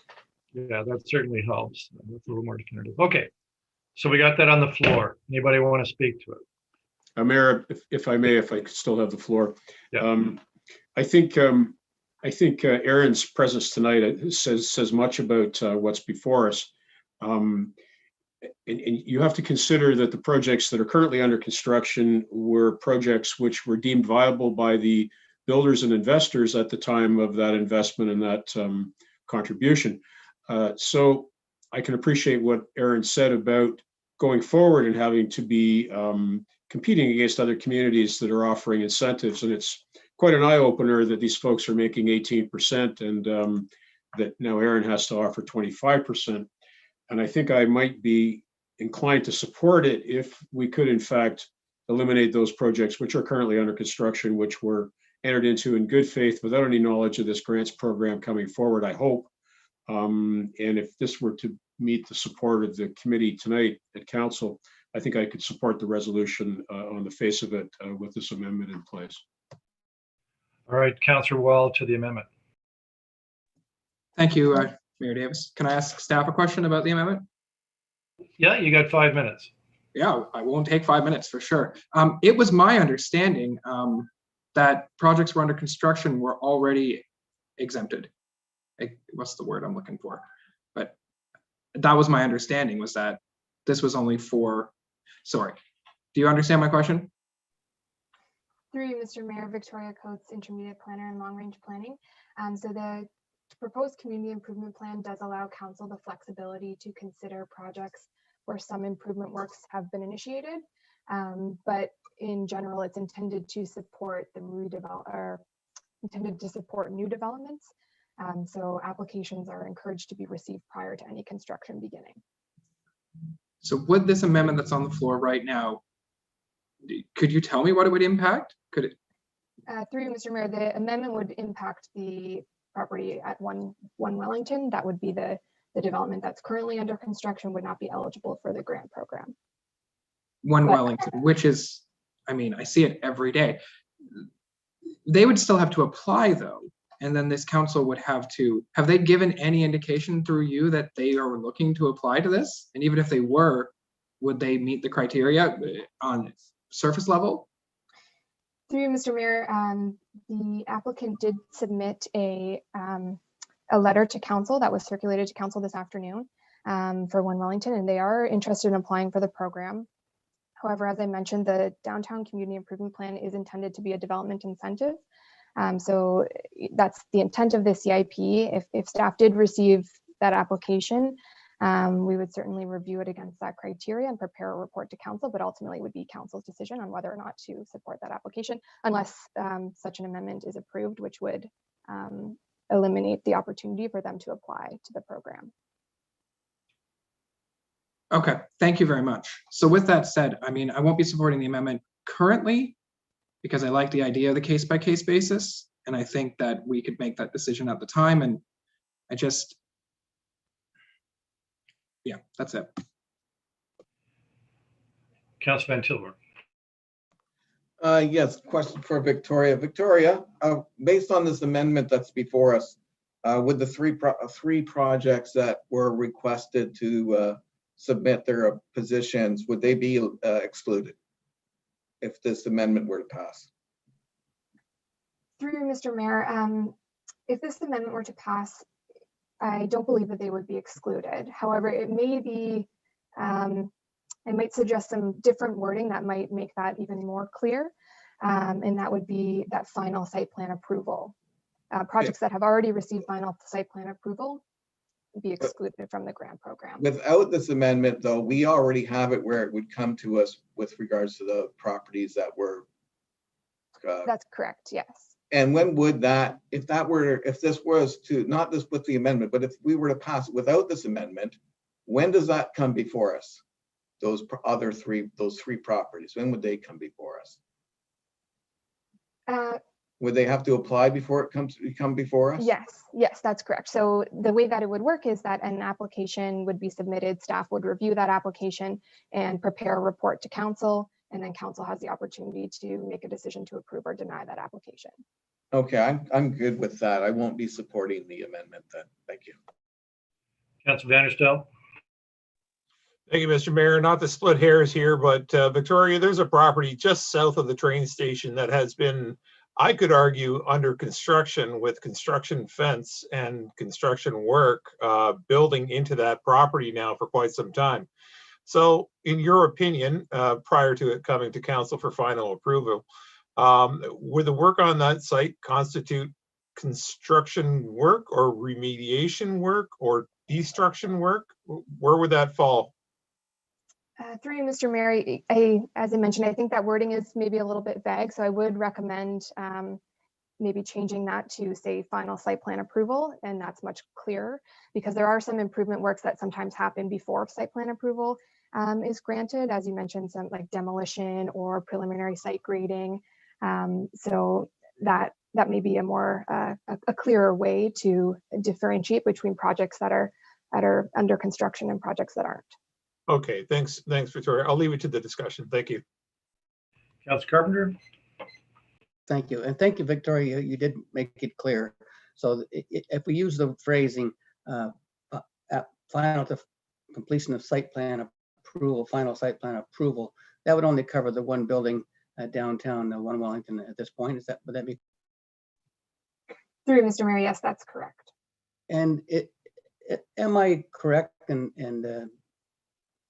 saying that particular building received development charges, waived development charges for that building because of the location that is in the downtown core?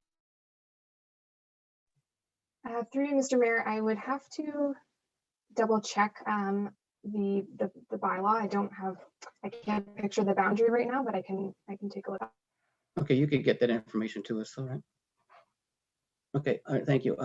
I'm going to support the amendment simply because it's talking about those that have actually made the complete application and site plan. If the mover moves to change it to a complete site plan, otherwise I won't be able to support it as it sits.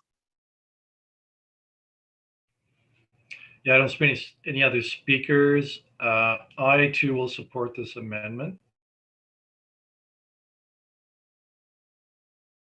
You're muted, Mayor.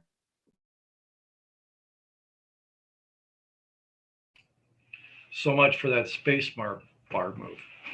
I slammed it. So I'm going to support the amendment. I agree with the reasoning advanced by Councilor McCreary, which is, buildings under construction. This isn't going to make any difference to that project. I mean, it'll make more money for those who are building it, but this is about encouraging those who are about to make the decision to invest money here in Brantford, building residential buildings. And otherwise it's a waste of taxpayer money foregone.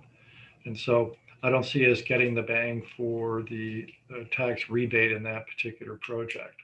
We would like to be fair and treat everybody the same, but I don't see the need to do that in that case. The site plan approval,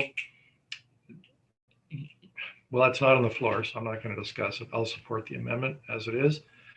Councilor McCreary, you've already spoken to this, and there's one speaking opportunity, and you've had it. So unless you're proposing an amendment to an amendment. Yes, Is that what you're doing? it was suggested by staff and by Councilor Carpenter that we implement a small change to the wording. And So are you making a friendly amendment, or are you making with Councilor Martin's consent? What are you doing? yes, I'm making the amendment because I value the positive vote of Councilor Carpenter on this item, knowing that his vote and your vote, Mayor, may very well produce change of heart in a couple of others, and then we will win the amendment. So I will change it to read final site plan approval as suggested by staff with the leave of the seconder. Councilor Martin. Now, so I'm going to accept that, assuming nobody objects. And if you object, physically raise your hand. Not seeing that? Okay. So there's been a friendly amendment, and I believe Councilor Antosky, did you have your hand up? It's fine. Councillor McCreary addressed it. Thank you. Okay.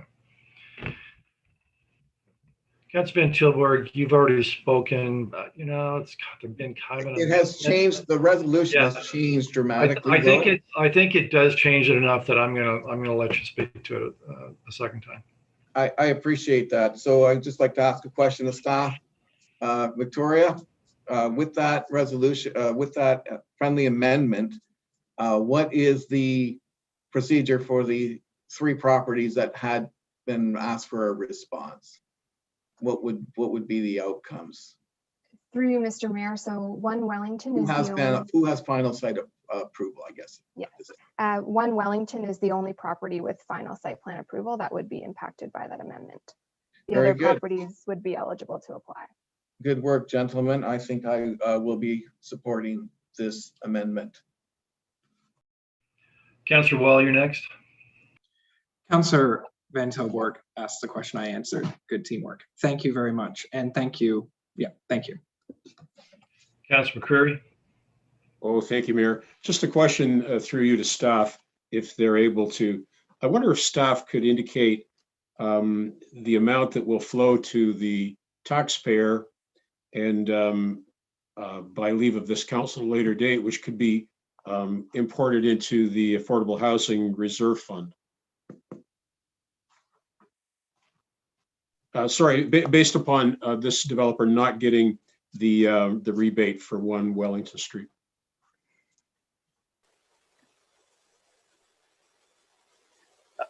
It's Pat Tolper, Manager, Revenue and Tax Collector. So the estimated increase in taxes on this property is approximately $414,000 of that. For the first 5 years, the 80% figure would be the number, and that's around $331,000 a year in additional revenue to the city, if this property is excluded. Sorry, so Pat, could you tell us what that would be for the full 10-year period? Almost $2.5 million. So that would be $2.5 million that we could put directly into an affordable housing reserve fund to build homes for desperately unhoused folks in the city. And all that would be standing between us would be to approve this amendment tonight and then bring a resolution at a later date to attribute that money to such an account. And that's assuming the 10-year plan is adopted, which I think is what is on the floor. Yeah. Okay, thank you, Pat. Thank you very much. Okay, I don't see any other hands raised. So Tanya, would you please administer the vote on the amendment?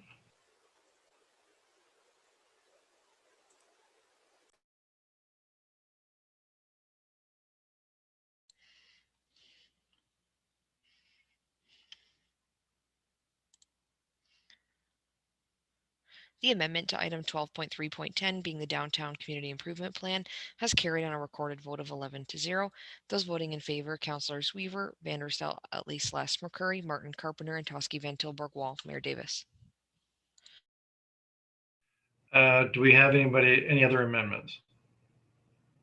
Councilor Carpenter. Mr. Mayor, I'd like to try an amendment. I haven't discussed this other than doing my own review.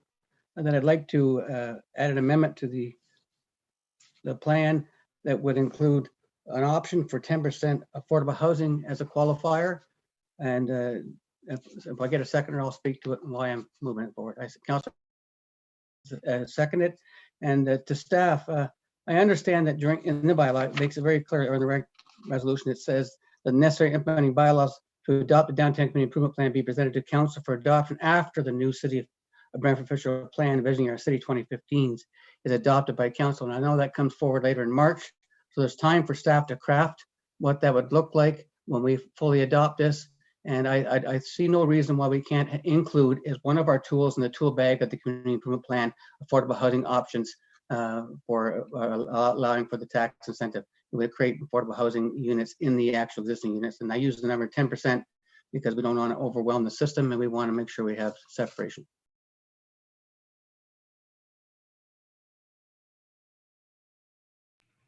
Councillor Vanderstel, and then Councillor Martin.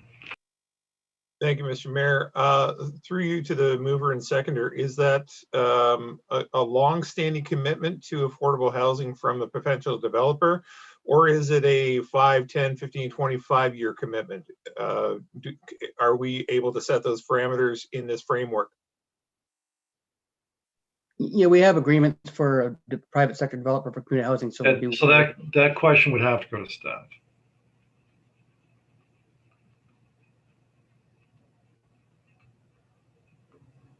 Staff, can you answer that? Through you, Mr. Mayor, if that amendment is passed, staff would look at that and report back to council with that information on what would be needed to ensure that the housing units remain affordable. Thank you, Victoria. Thank you, Mr. Mayor. Councillor Martin, then Van Tilburg, then McCree. Thank you. I'll be supporting this amendment. I think this is a good idea. It gives builders the option that if they want to get the incentive, then they have to include affordable housing. If they don't want to include affordable housing, then they do it on their own dime. So I think this is a good addition and good amendment for this resolution. Councillor Van Tilburg. So just to be clear on this, then it would be every single property that gets developed within the urban growth area, the CIP area, would have to provide affordable housing? Is that what I am understanding, or is that there is an option for that? Is there anybody that can answer that? May I clarify? Well, let's see the wording. Let's put the wording of the resolution up, because all intent doesn't mean anything. You got to see what it actually says. So, were you able to capture that, Tanya?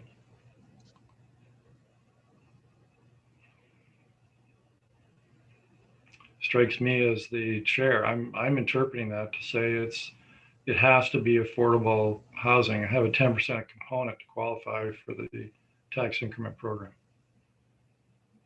the way it's worded.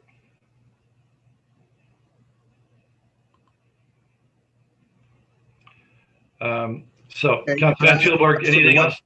What do we have then for current private developers that wish to put in affordable housing units? I call a point of order, please. Call the point of order. Mayor, you interpreted what I had said, and you interpreted inaccurately. What I said is one of our options, and I used the word options. Very good. I'm just looking for clarity.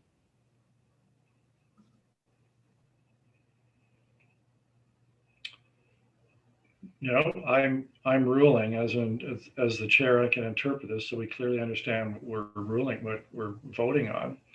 It's 10% affordable housing. You've got to have that to qualify. You've challenged it, so let's put it to a vote. Can I speak to the challenge? Nope, you can challenge. All right, so this is always weird, the voting on this.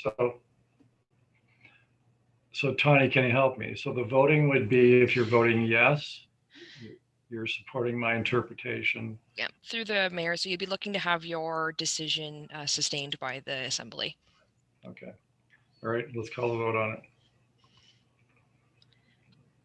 would you like me, if you give me a moment, I could add it into eScribe, or we could do a show of hands for those that support sustaining the decision of the chair. Yeah.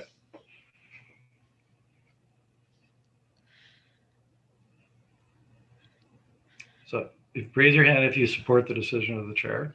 All right. So we got 1, 2, 3, 4. All those opposed? So that carries.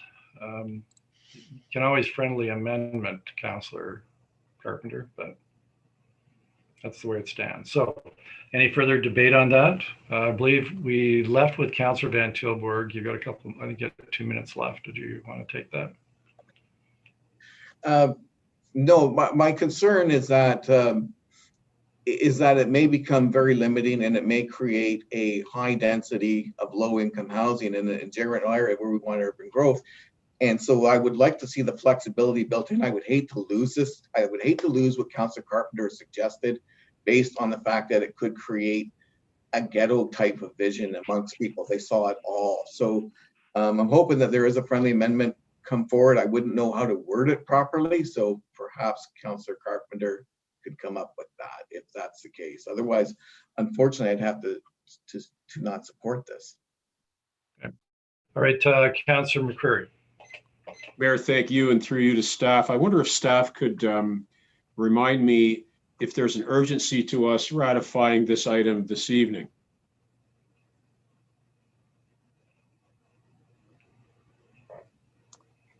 Through you, Mr. Mayor, there's not an urgency to ratify this item this evening. As was mentioned, it's proposed that the final bylaw to adopt the CIP would not be presented until March. So there's some flexibility there.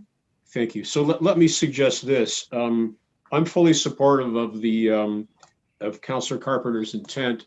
I was also fully supportive of the mayor, because the question before us, I don't think necessarily would have been something that we could have supported tonight. I think this is very much deserving of a sober look rather than a holus bolus approach tonight.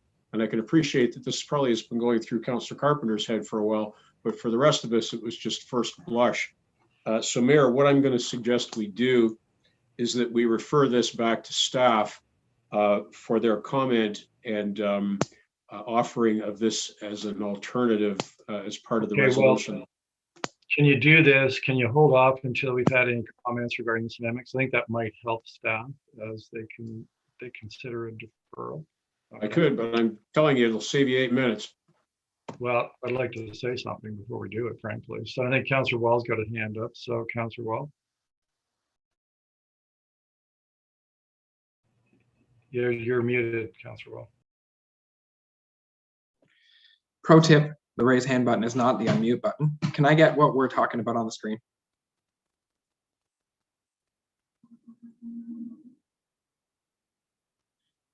Great. So I move an amendment seeking a seconder, unless it's friendly, that we change the wording from 10% affordable housing as a qualifier to the option of providing 10% affordability, acting as a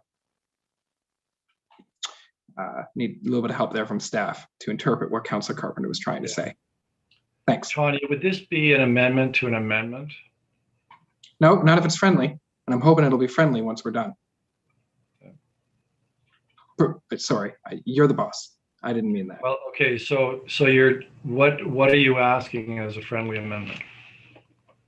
To revert it to what Councillor Carpenter intended when he originally moved it, which was that 10% affordable housing be used as a qualifier, but not a mandatory qualifier, which is how I interpreted it. Well, okay. I've been quiet because I'm the chair, but okay. I'll tell you this. So I understand what Councillor Carpenter wants to do, and that's laudable, but I agree with Councillor Van Tilburg. The end result is you create one type of development downtown. That's not what this is intended to do. It's intended to create a wide range of housing, some of which would be condominiums that, where this wouldn't, affordable housing is not a factor. So I think that are we not saying the same thing? No, you're not, because you design it so that maybe those who are doing affordable housing, they get a bit of a more incentive, right? You fine tune it. And I think that's the answer. I'll drop what I said. I think at this point, if someone wants to move a referral, I think staff, like, other than I'll let Councillor Sless, if you anything you want to comment on before we get this motion to, I guess it would be to refer, not defer, refer. Yeah, I think we have to make a decision on whether you want to or you don't want to have the affordable housing option, because if it's not dictated, then it becomes an option. How many builders are going to give up profit for no reason? And there would be no reason for them to. If they qualify for the program without offering any, then why would they offer any? They would either have to be forced to offer it, or you're really playing to their better angels. And when it's money involved, I don't know how many good angels there are out there. But I would tend to think that if it's optional, you're going to have a hard time getting an uptake on it. If we're concerned with getting the wrong type of housing, perhaps 10% is too much. If you're trying to dilute it a bit and not make it as concentrated, then maybe it should be 5% or something less than 10. So I think there's ways to do it, but I'm just not sure if it's optional, if anybody's going to take you up on it. That's all, because they don't need to qualify. Councillor and Toski, and then Councillor Elliott. I'd like to try an amendment, please, and just to simply say to include the option of affordable housing with an enhanced incentive. Yeah, referral sounding all the better right now. Do you have a seconder for that? Which you're talking about an amendment of an amendment. Yes. So I think we got to deal with this one, and then you can throw another amendment on the floor if it doesn't get referred. Which I understand what you're trying to do. So, Councillor Utley. Thank you, Mr. Mayor. I'd like to have more information before I vote on this. We're sort of discussing this on the fly, and I think it's deserving of more input from staff and our community. When I say community, I mean groups like BRIA. I'd like to get their input to advising us on how we proceed with this. Thank you. All right, so are you moving a motion to refer? Yes, I would like, if it hasn't already been made, I'll move a motion to refer, seeking a seconder. Okay, we got Councillor Weaver seconding. And cycle. Yeah, into the next cycle. Yeah. Okay. So I think staff, if they've listened to the debate, I think they know what we're trying to do, which I think is trying to build an affordability component into it. So, all right, let's call the vote on the motion to refer into the next cycle. Mayor, I believe that's debatable. Oh. Yeah, you're right. A motion to defer is not, except as a time and place. This is. Okay. Councillor McCurry. Mayor, thank you very much. You may recall that when I offered to refer this at 7:51, I said I would save you 7 minutes if you allowed it to happen then. I will point out that it's now 7:58. So at the extent of your comment? Yes, it was merely to draw your attention to the clock. Not that time is an issue here, Mayor, but I think to do this justice and to do Councillor Carpenter justice, it really needs to go to staff to be thoughtfully thought out. We can't do this tonight. We can't take the germ of a good idea and do it on an ad hoc basis, because I think probably it would have failed. So this is the right thing to do, and I'm pleased to see that the mayor is responsive to the needs of his council. Yeah, Councillor, to the motion to refer, Councillor Van Tilburg. Yes, I support the motion to refer. Can we give some direction, or do we just allow staff to come back with us with some proposals? Like, I would like to get some ideas out there. We have a range of options with regards to years of the program.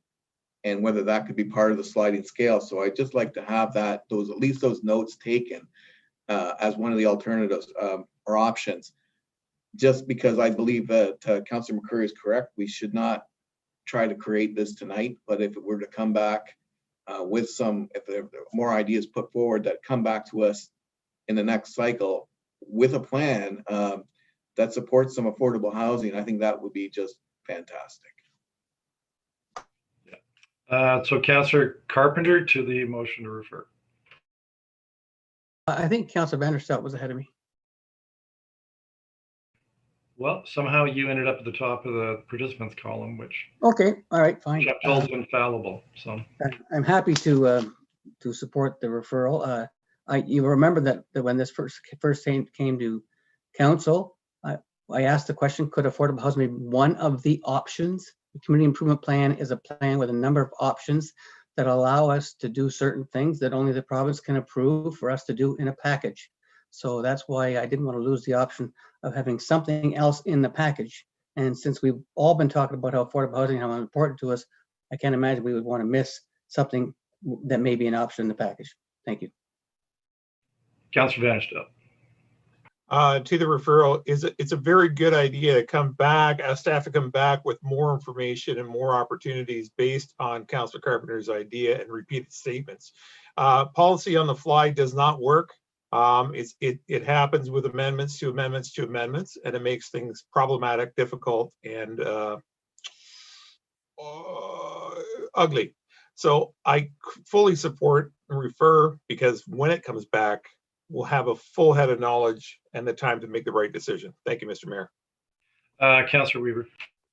Thank you, Mr. Mayor. I see Nicole there patiently waiting to say something, so I have a question for her so she can speak. Is this something the province would allow, or is there a risk of them basically just turning the whole thing back at us and telling us, no, this isn't going to work? Or do they pick and choose what's going to work and take out what they don't want to save us time? Good evening, Mayor Davis and members of council. I threw you to the councillor. So if I understand correctly, what we're asking for, or what council is asking for, is really for staff to go away and look at options where we can further incentivize affordable housing or affordable units, in addition to the overall creation of residential units. So right now, our draft CIP is really addressed at, or really targeting, the overall creation of residential units. So that can include affordable units. I think if what council is asking staff to do is look at ways that we can further incentivize affordable units, whether that's 10% or 20% or whatever the case may be, staff really need to take that away and look at opportunities where we can build some of that affordable or further incentive into the CIP.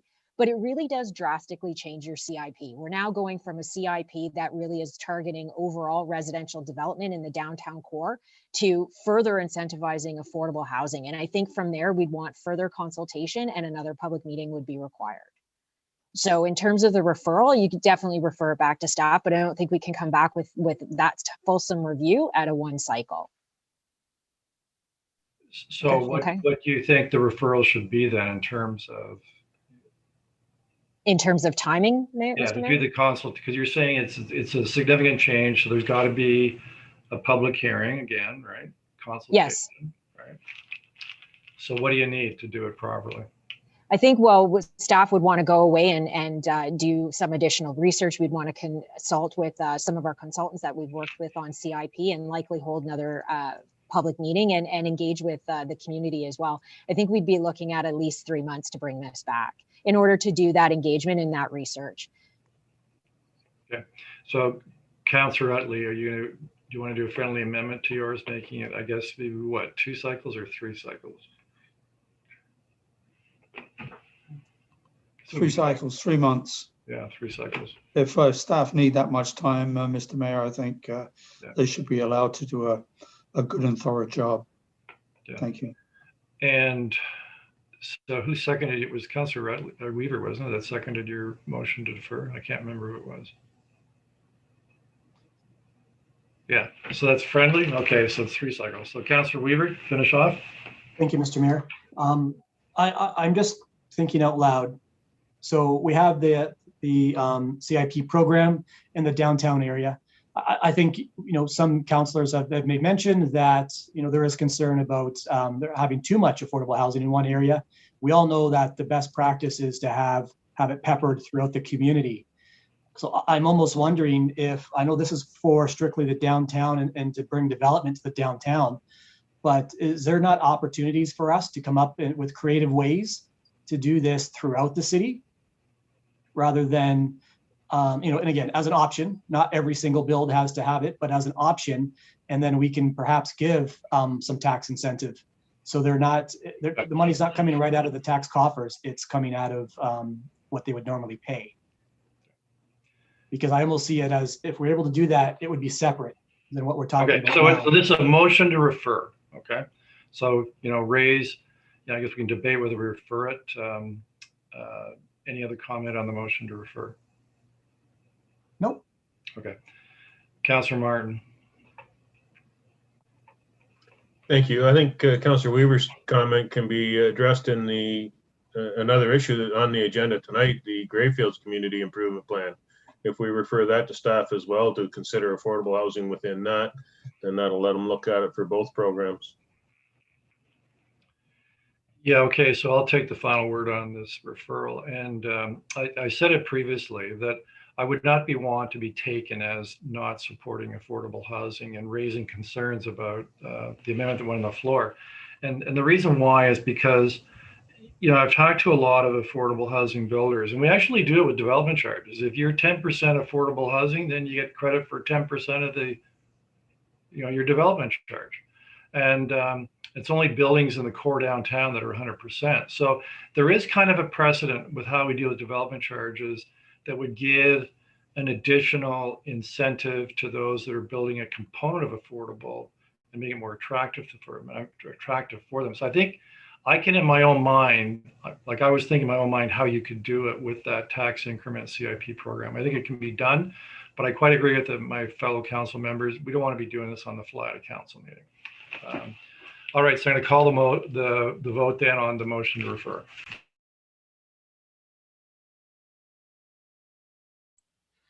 So just to clarify, we're including the motion to refer this back to staff for the whole item 12.3.10 to staff for to review the affordable housing piece and return in a 3-month cycle. Have I captured that correctly? Yes. Okay, great. Thank you.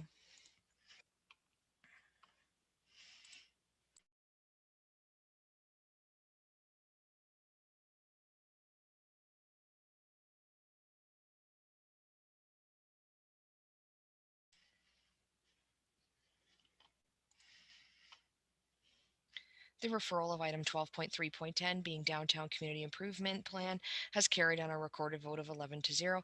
Those voting in favor, Councillors Weaver, Vanessa, Utley, Slash-McCurry, Martin, Carpenter, and Toski, Pinto, Borg-Wall, and Mayor Davis. All right, so we'll move on to the next separated item, which I believe is 12.22. Councillor Carpenter, you asked for that to be separated. Mr. Mayor, I think this is the assisted funerals program, and I'm not clear on the program. It doesn't look like there's any funeral homes involved in this program, and that there actually won't be funerals at funeral homes or funerals for people. So I'm not clear about this program. I see it saves us in the neighborhood of $50,000. I think that's less than the cost of repainting lines on Memorial Drive, quite frankly. But I'm not sure that this does any good for those least fortunate. And I guess it's kind of dear to me because I just lost a niece with an overdose poisoning recently. She was lucky enough to get a funeral because we haven't changed the rules yet. And I'm not sure that this program actually does provide dignity for the deceased and the family.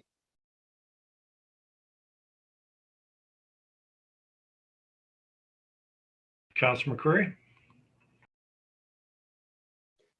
Mayor, thank you. What this program does is to consolidate the provision of assisted burials under one roof, namely that of Tranquility Burials Service. Going back maybe a year to 18 months ago, at the inception of this relook at Social Services Committee agreed that there were two overwhelming desires that we had in bringing this issue forward. Number one, that at the end of their lives, these folks be afforded the common dignity that everyone deserves. And number two, that families through generations in Brantford, perhaps to a greater extent than elsewhere, rely on generally the same service provider throughout the history of their families. And we wanted to ensure also that each family would have the choice of being able to use the provider of their choice by allowing each one of the funeral home providers to buy into this program and provide their services at the price, the low price, which was awarded to the bidder, that being a force account basis to allow others to do the same services at the low bid price. We've been, I think, successful in meeting the dignity provision in that folks are able to have a full service, including graveside, including a service, including a viewing, although albeit bare bones. But we have failed in terms of ensuring that every funeral home will participate in this. And I think we've heard from pretty much every other provider in town, and not to mention in the county, and I'll come back to that in a moment, that they're unwilling and unable to provide the services at the low bidder's price, as they're quite unwilling to absorb a loss, which is completely understandable. I think the other thing that's of concern is that the provider that's the successful bidder has one location which they've arranged to be able to provide services, and I don't see any provision for service in the county of Brant. So the smaller communities that we service, St. George Parish, Burford, and so on, I think those folks will be required to come into the city of Brantford to have their needs met. Having said that, we've looked at many options to go forward with this, and we're assured by legal and other staff resources that this is the course of action that we must follow to meet our own rules and regulations. And I will say that we have abided by the purchasing rules that we are bound by, and that we are bound by morally with respect to how we are perceived in the community as we procure our goods and services. So although it's not optimal from my point of view tonight, I will be supporting this. I believe this is a 12-month contract, and I will say that within the provisions of the contract, we do intend to ensure that services are provided to the scope that we insist upon. And we've also heard from a number of the funeral service providers with respect to their suggestions going forward, and that will be incorporated as well into what we do this year and on into the future, Mayor. So those are my comments. Thank you. And that's Councilor Van Tilburg. Yes, question for staff. How did we arrive at a 12-month contract?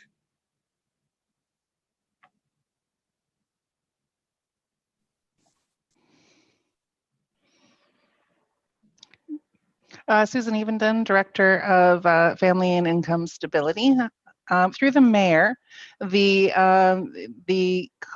contract term is very standard.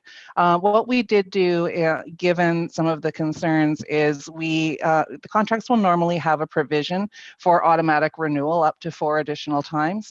We would not be proceeding in that manner. We will reevaluate the contract prior to the expiry at 12 months, and we have also, at the request of Social Services Committee, we will also be bringing a 6-month review when we have some experience with the provider. So we'll be tracking any issues or concerns. Thank you very much.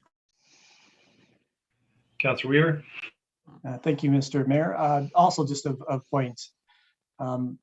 Funeral homes have an association that they all belong to, and we also checked with that association to make sure the care and the what services were provided by Tranquility are suitable, and we've been told that they are. So I will also be supporting this. Seeing no further speakers, hands raised. Tanya, would you please administer the vote?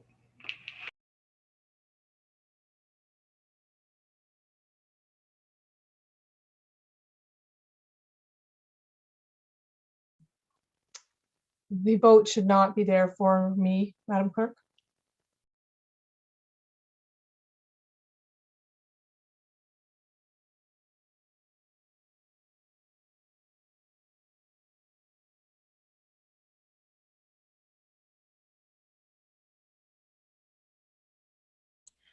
Councillor Van Tilborg, just in reconfirming Councillor Antosky's absent for this vote, I accidentally clicked you off. Can we just, perfect, great, thanks very much. Item 12.2.2, an update on assisted funeral services procurement has carried on a recorded vote of 9-1. Those voting in favor, Councillors Weaver, Vanderstel, Utley, Sless, McCurry, Martin, Van Tilborg, Wall, Mayor Davis. Those opposed, Councillor Carpenter, noting Councillor Antosky's conflict.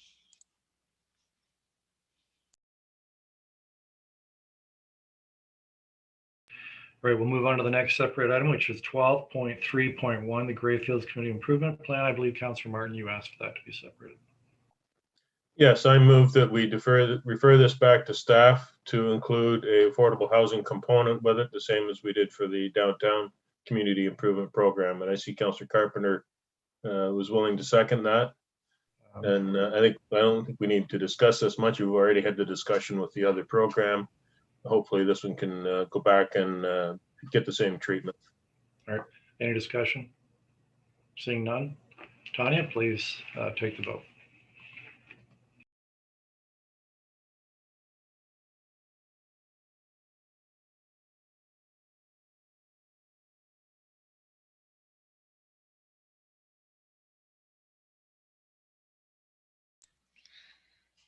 The referral of item 12.3.1 Greyfields Community Improvement Plan. Councillor Utley, your vote hasn't registered. Does look like Councillor Utley is not in his chair at the time of the vote. So again, the referral for 12.3.1 Greyfields Community Improvement Plan has carried on a recorded vote of 10-0. Those voting in favor, Councillors Weaver, Vanderstel, Sless, McCurry, Martin, Carpenter, Antosky, Van Tilborg, Wall, Mayor Davis. All right, on to the next separate item, which is 12.3.12. That's the Southwest Task Force report regarding the Southwest Community Center project update. Councillor Antosky, you asked for that to be separated. Thank you, Mayor. Yes, this is one of the items that was deferred to tonight just due to time constrictions at Committee of the Whole.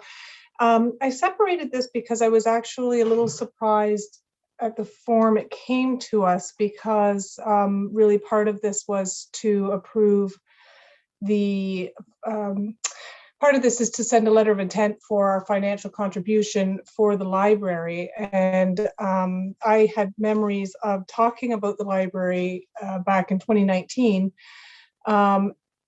And Council may remember that it was, it had been pulled out of the 10-year capital plan.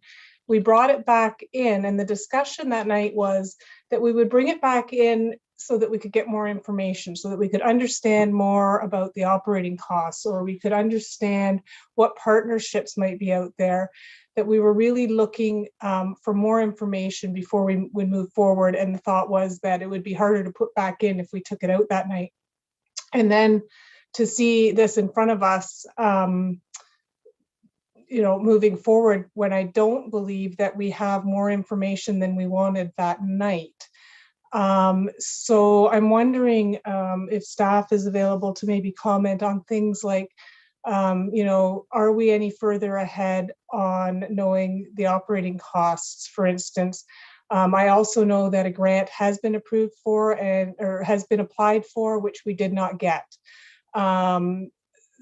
So I'm feeling like all the reasons that we stated at that meeting for bringing it back in to look at, we don't have any further information, and yet we're here to vote on it again.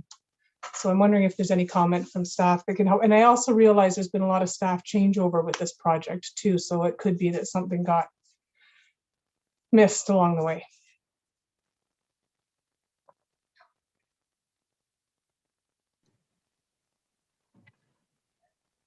Through you, Mr. Chair, Lisa Sordo, Director of Facilities Management and Security.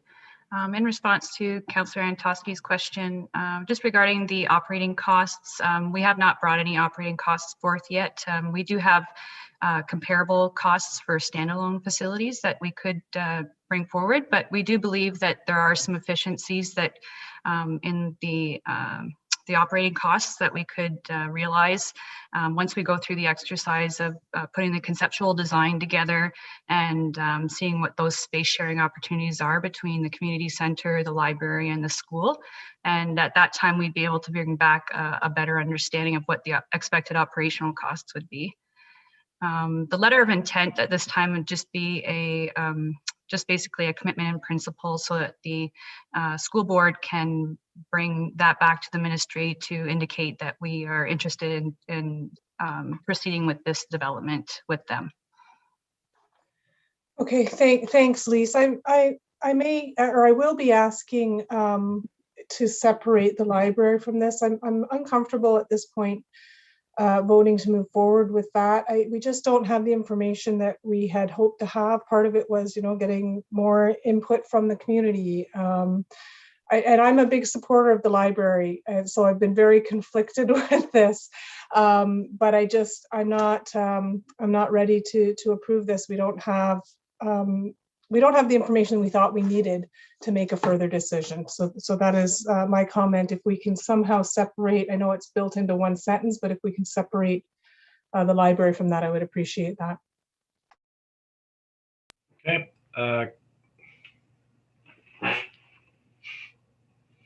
Councillor Van Tilburg, you're up next. Yeah, so just some clarity here, Lisa.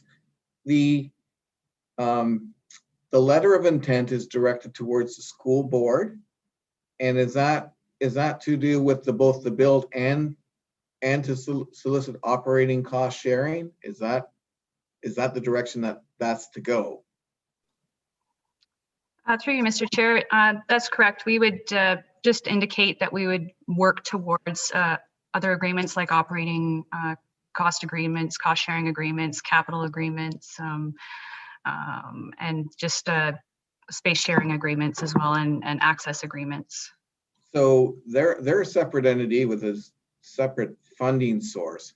What about the library portion then? Where's the money come from that and the operating costs? Is that back on us regardless, the city? I believe so, but Raylene is here as well, and she could probably speak a little bit better to that than I can.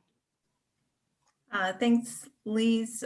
Through you, Mr. Mayor, Raylene Arumborough, CEO and Chief Librarian at the Brantford Public Library.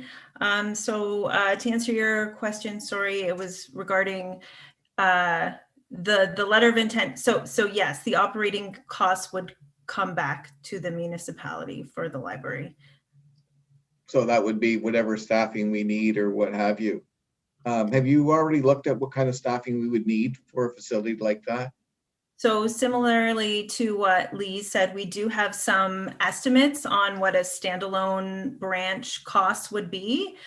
So we do have some costing estimates with that, but we do expect that we could realize some savings once we go through the service agreements to figure out who's sharing what in terms of utilities and things like that. But we do have some estimates around operating costs, yes. Okay, thank you. Okay. A lot of hands raised, a lot of hands going down, but I think right now it's Councillor Utley, you're next. Thank you, Mr. Mayor. We're still early days with the Southwest project, and there's still a lot of planning to be realized here, and the board is working through the process to build that new library. Raylene, could you comment on, again, on it's just not providing books and learning materials, but can you just give us a quick refresher on the other services that libraries provide our community, please? Through you, Mr. Mayor. Wow, yes, absolutely. So yeah, certainly we have traditional library materials in multiple formats, physical materials as well as online materials. We do an extensive amount of programming in-house, but also in partnership with other community groups. We also provide access to technology and opportunities to learn how to use technology. So we do lend kits, technology kits, and then we also provide, again, programming and instruction on how to do things like coding and whatnot. I guess that's a snapshot at the moment. We do our spaces as well. So I know that a vision for the space is to be a community hub in the neighborhood. So certainly having a place that you can walk to after school or easily access to come together, meeting spaces, study rooms. We anticipate that in any new location, small group study rooms are possibly going to be a very important feature moving forward now that the workforce is moving to possibly a more permanent at-home model. So they still need a place maybe to meet clients or if their home situation, they don't have everything they need, they can do it from the library. So those are just a few things that we can see happening in a new branch location and in libraries in general. Thank you, Mary Lynn, and I'll be supporting this item. Thank you. Councillor Sluss and then Councillor McCreary. Thank you, Mr. Mayor. Well, it sounds like the dog's in favor of this. I'm just wondering, Lisa, you keep using the expression work towards. If we sign this letter of intent, are we compelled at that point? Or are we still working towards something? It's sorry, through you to Mr. Chair. It's my understanding that council's already in principle agreed to partner with the school board towards this development. So this is just putting that in writing for them to receive their funding from the ministry. So once we put our name to paper, we are obligated at that point. We're locked in. We're not then making a decision whether we're moving forward or not. We've made that decision by inking the letter of intent. Have I got that right? Not necessarily. We probably need I probably have to defer to legal on a better opinion for that, of how it ties us to that. But I believe it's just to indicate that we're interested in moving forward with them on a project. But we're not obligated to. We're just interested. I'm trying to understand what this compels us to do, and I'm not clear yet. So if we sign the letter of intent, that means we have intent to do it. Does that mean that we legally have to do it?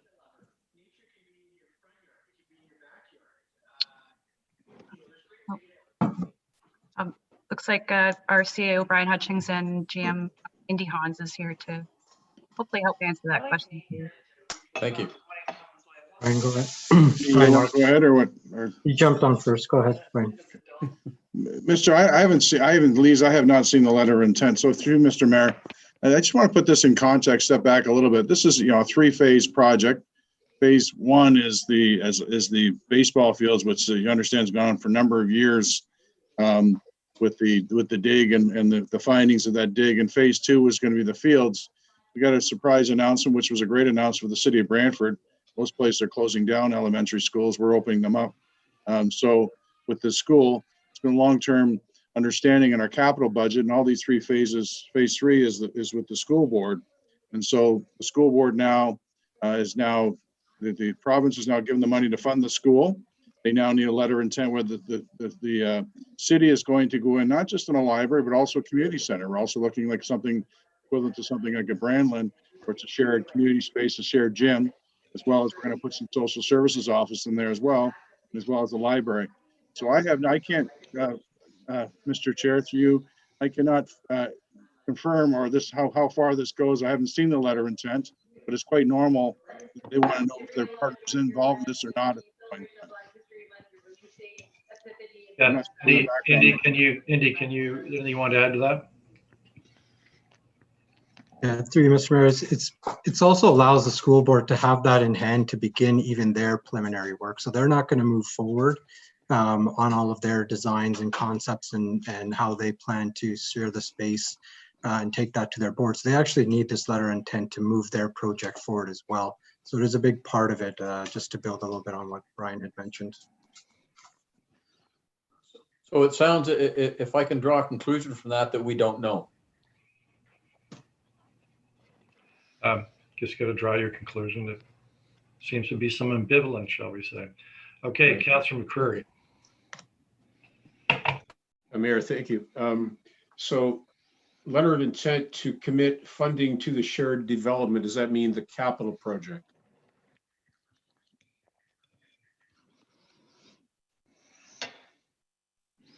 My understanding is yes, it's the capital development with the school board. And yes. So one would think that if we're providing a commitment to capital funding, someone would have to operate that, and that obviously is going to be our library system, which is funded entirely by us. One of their other Yes, committee the meetings. operating There's a budget lot would more be, discussion. there's somebody that doesn't have. Somebody's got their. Who's not muted? Somebody mute, please. I think Susan, you're not muted. Yeah, so we obviously are going to have to operate this facility. I remain completely unconvinced of the need for a library in that location, although I'd like to be convinced that it might be a good thing for us. Can someone give me an idea? I can't recall what we spend to operate the beautiful little Ward 3 library currently.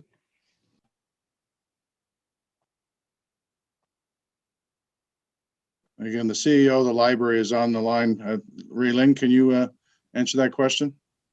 Through you, Mr. Mayor, we did, upon receiving that request from you previously, start coding our budget different so that we could track the St. Paul expenditures separately. Previously, they hadn't been tracked that way, and wouldn't you know it, I don't have that information right in front of me. So I'm sorry. Would you say that it's probably going to be similar, Raylene? Yeah, it's possibly going to be similar. Yeah. Yeah, because the library there's, I don't know, maybe 1,500 square feet, maybe 2,000 square feet. And I think usually there's 3 staff on duty during peak times. And that's probably what the other library would look like in the West, right? Through you, Mr. Mayor. Yeah, that's correct. We did use similar hours when we were building our operating budget projections are similar to that of the branch. Now, our original agreement with Carnegie was that we could never charge a fee for basic library services, and that's the case to this day, right? Through you, Mr. Mayor, that is the case. That is a part of the Public Libraries Act that we are governed by. That's correct. So what other sources of funding do you have? Other levels of government? No, right? Through you, Mr. Mayor, for operating expenses? Yes, for your operating expenses, Raylene. We do receive some funding from the province, but absolutely the majority of the funding comes from the municipality for our. So with respect to this partnership in the Westlands, would there be a contributing amount from the Board of Education or any other local partner, do you think? Through you, Mr. Mayor, for operating expenses, aside from what we come to agreement in terms of sharing the facility and service level agreements there, we're not anticipating operating funding from the school board. Okay, and we're going to need to do it. We're going to need to. I think just Councilor McCreary, I think Mr. Hutchings wanted to add something to that question. Well, he can add something when I'm finished, Mayor.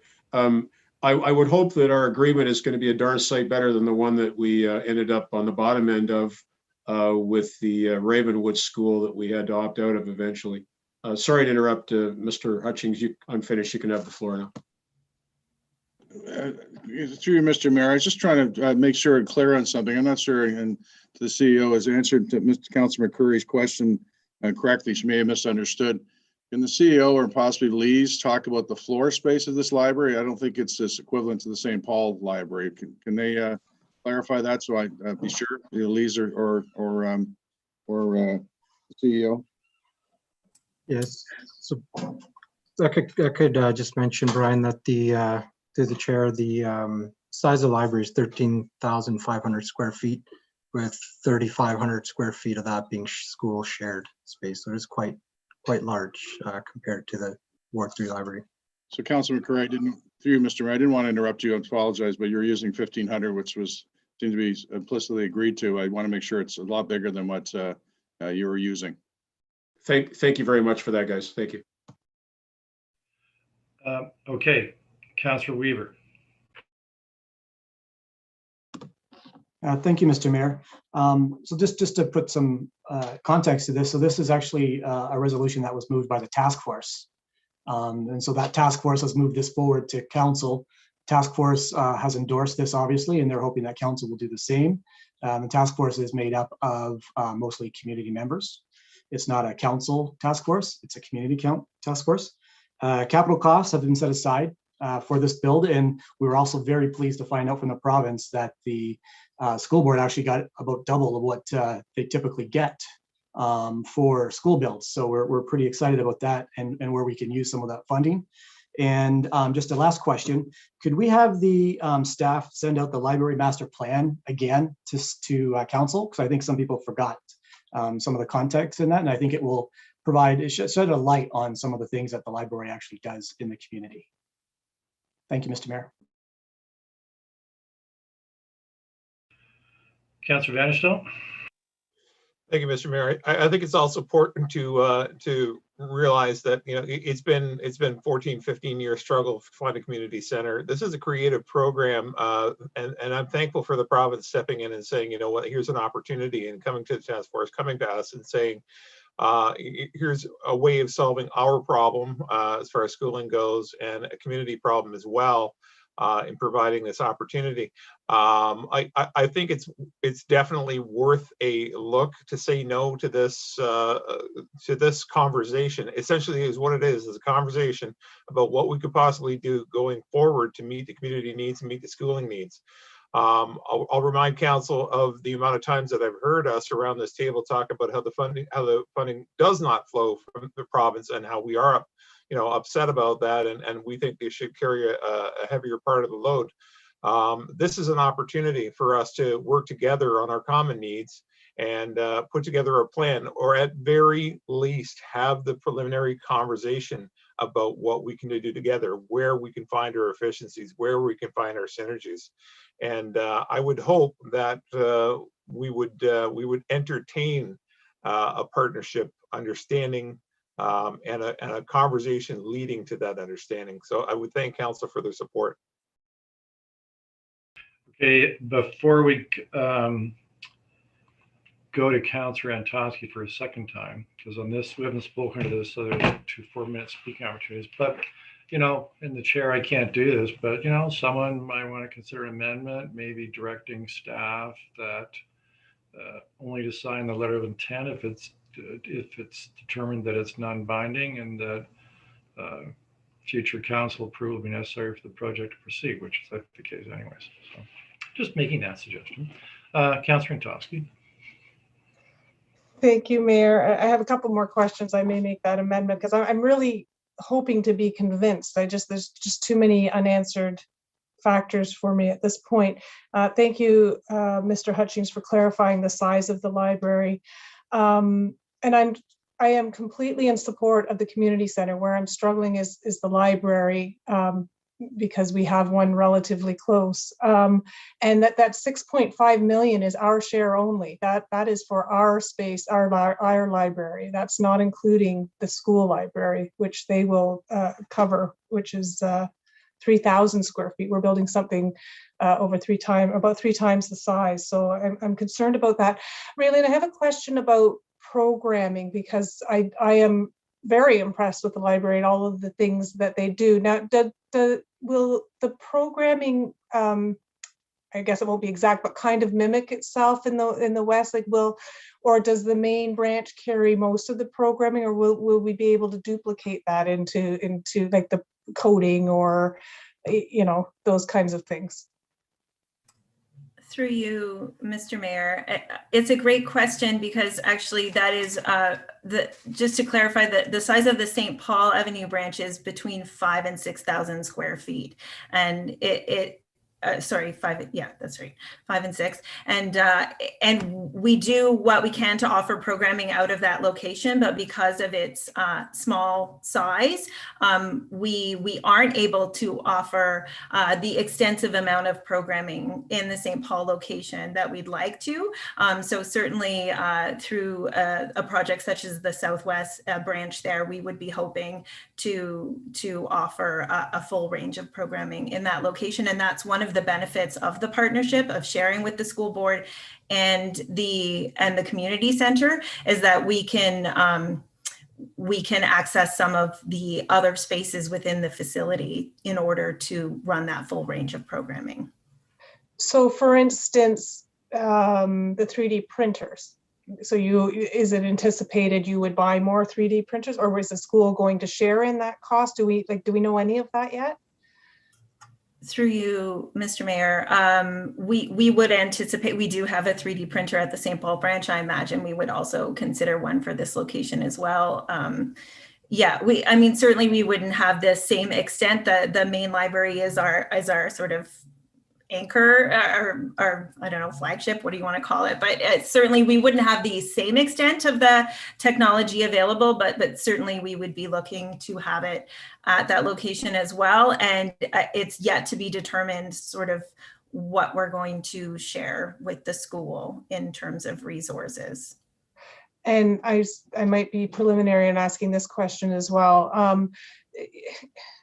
And I asked Lise, and I don't think we know this yet, but in terms of access, so does the school library run only during school times and then it's closed, and can the public enter that? Because my understanding is there's going to be the kids section basically, and it's going to have elementary age school books. Do we know how that's going to work? Who is one more accessible and one more limited than the other?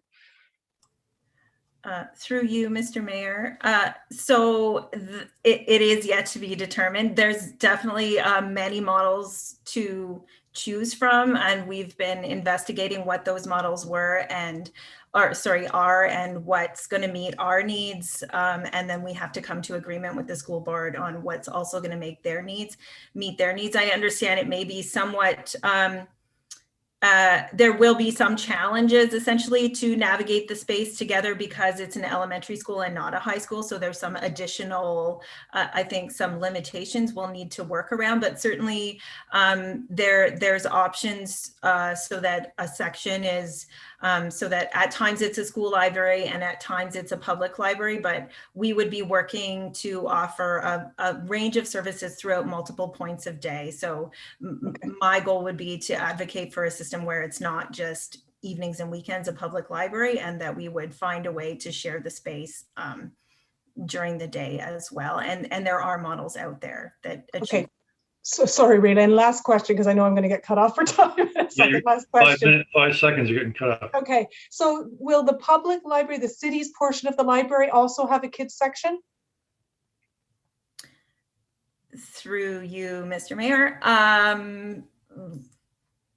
Yeah, I mean, yes, but it'll be probably a reduced and with a different focus than what the school, like a school collection is slightly different than a public library collection. So we would look for synergies and try to share where we can and augment in the other sections where there isn't overlap.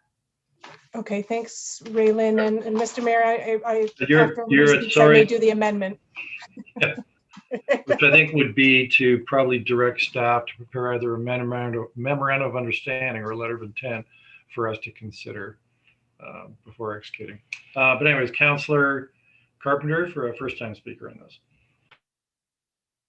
Thank you, Mr. Mayor. I want to address the finances to staff first. And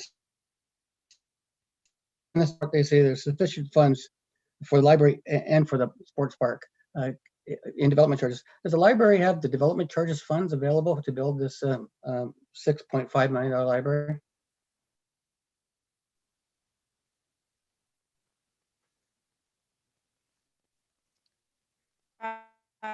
Through you, Mr. Mayor, the library development charges, the balance that what we're anticipating would be the construction would not be sufficient to fund 100% of the costs. We would need to look at front ending some of those costs from another source, but it's still an endeavor that is 100% growth related, and we would continue to collect from the development community beyond that construction period. So the development review that we're going to now, would those charges be included for the development of this library as part of the development charges going forward? Through you, certainly there's the area-specific development charge right now is just specific to the engineered services, not the soft services, which includes the library. But following the ASDC work is an update to the citywide development charges bylaw, which will be looking at adjusting rates for all the services citywide, including those soft services. Can you give me the actual numbers of development charges that are available for the $6.5 million library? Currently, we are forecasting, just one moment. We were forecasting over 5 million would be available at the time, based on a lot of assumptions with respect to growth forecasts. And the community center and sports park, it has a balance of 42.7 million, and not all that's development charges. How much of that's development charges? How much of that is money funded from sale of property? Through you, Mr. Mayor, it's difficult to look at it just in isolation for phase 3 because we do have all phases of the project moving forward. We are anticipating at this time that for the construction of the phase 3 that we would need to take between $6 and $8 million out of the reserve, which is holding the land sale funds, to front end some of this work, and the remainder of the work we would have DC funds eligible for. But again, whatever couldn't be paid for through DCs at the forefront would continue to be collected in the future. Thank you. And part of the resolution says that staff report back to council with a confirmed budget for the design of phase 3. That's the community center and the library. Do we have also have a budget for the phase 2 portion? That's already been finalized? Through you, Mr. Mayor, in our long-term plan, there is money set aside for phase 2, again, being funded through both Parks and Rec development charges as well as the Shellard Reserve that's holding the land sale funds. And those parks development charges would be from across the city of development, right? Although most development is happening in Shellers Lane. Yes, we don't specify where development charges are collected and then spent. Development charges are levied for specific services which are then put towards growth-related projects within the city boundary. I think my time's running out, so I'll yield. Just did. All right, Councillor Weaver for a second time. Thank you, Mr. Mayor. I'm debating on whether or not we should move in camera and that I should request that. So this council has approved the draft design that went to the board. The board used that information to apply for the grant. And so if we start taking things out that we've already said we were going to put in, I'm concerned that that's going to affect the grants. And then we lose the school for West Brant. So I need these answers. I think we all would like those answers.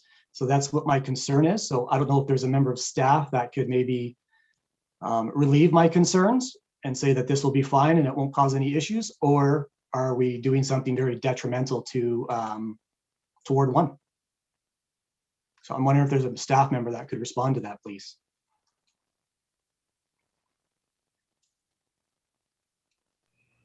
Is there a staff member? And I do appreciate we can't have our legal staff respond because that would, they can't do that. So I'm hoping for someone else.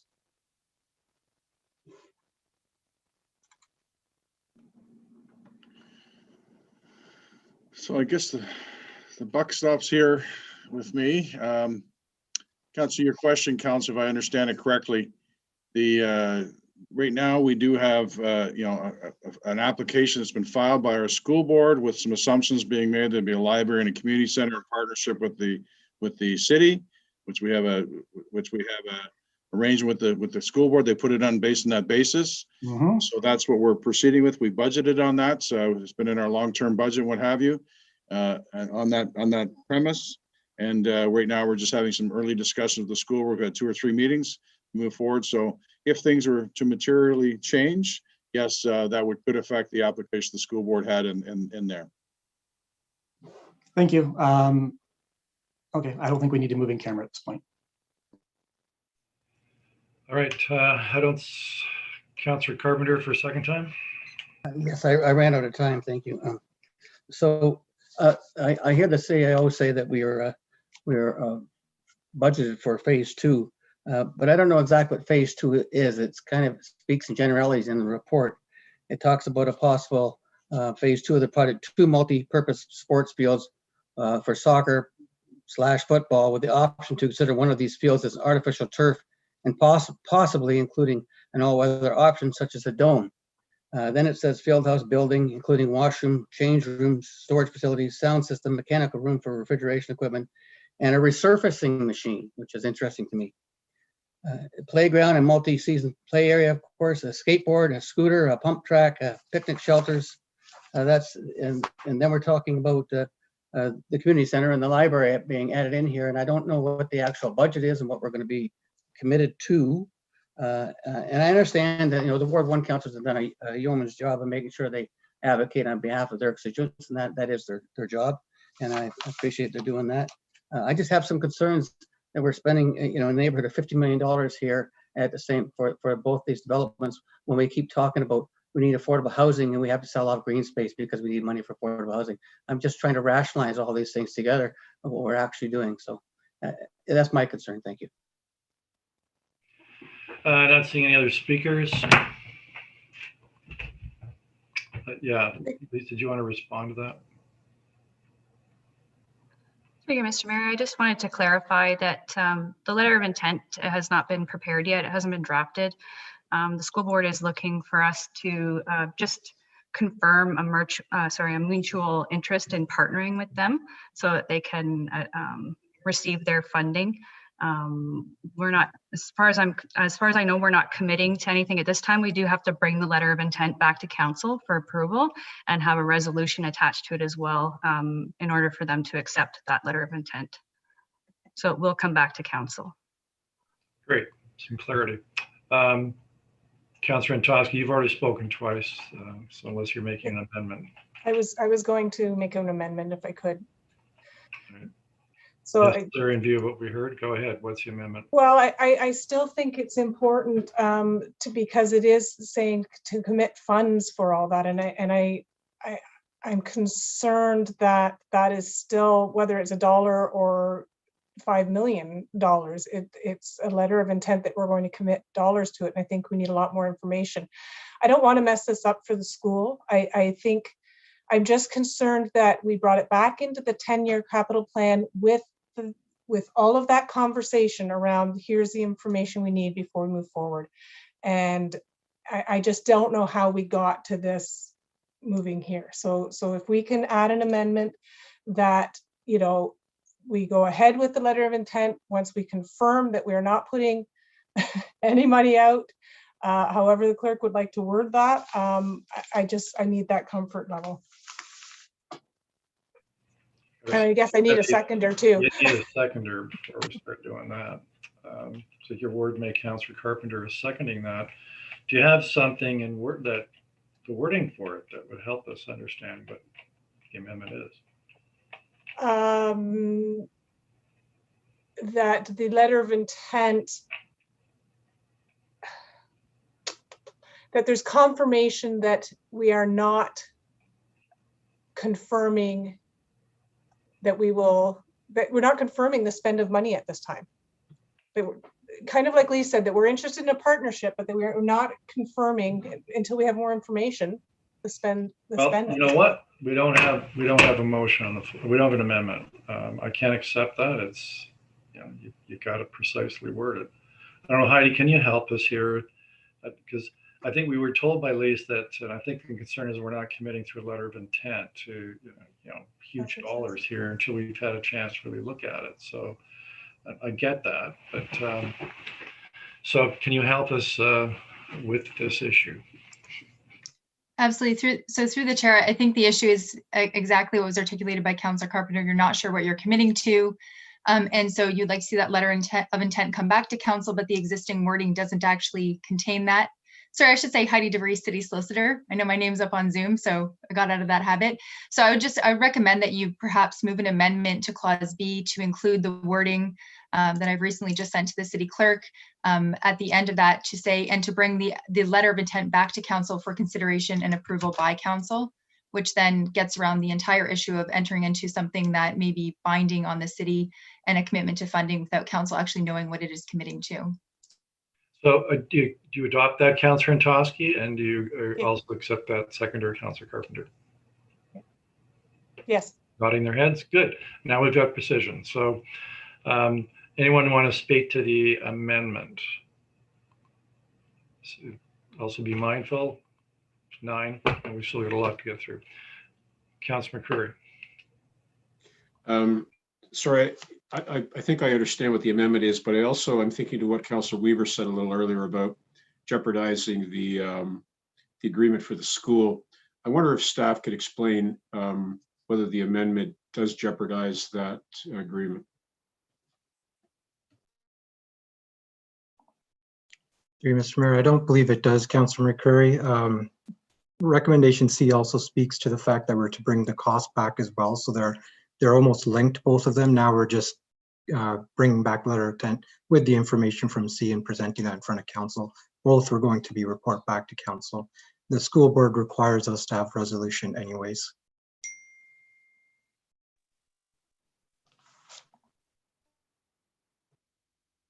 Answer your question, Councillor McCreary.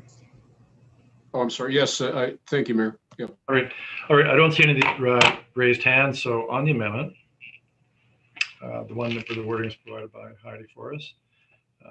Tawny, could take the vote, please.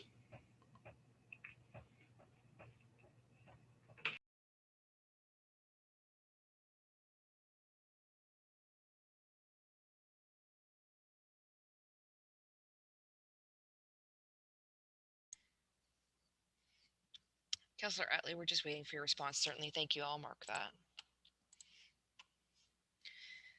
The amendment to item 12.3.12 Southwest Task Force report regarding the Southwest Community Centre project update Q1 2021 has carried on a recorded vote of 10-1. Those voting in favor, Councillors Vanderstel, Utley, Sless, McCreary, Martin, Carpenter, and Toski, Van Tilburg, Wall, Mayor Davis. Those opposed, Councillor Weaver. Okay, any discussion on the resolution as amended? Seeing none. Tanya, would you please take the vote on the amended resolution?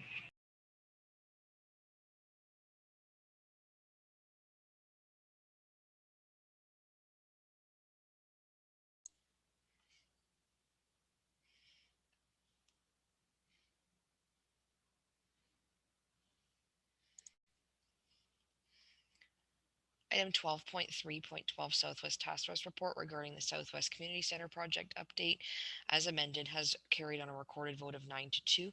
Those voting in favor, Councillors Weaver, Vanderstel, Utley, Sless, McCreary, Antosky, Van Tilburg, Wall, Mayor Davis. Those opposed, Councillors Martin and Carpenter.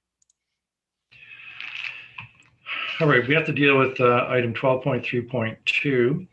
That's the application for official plan amendment OP 0520 because Councillor Carpenter declared a conflict on that. So that'll be up next. Anybody want to speak to that? Seeing no one. Tanya, would you please take the vote on that matter?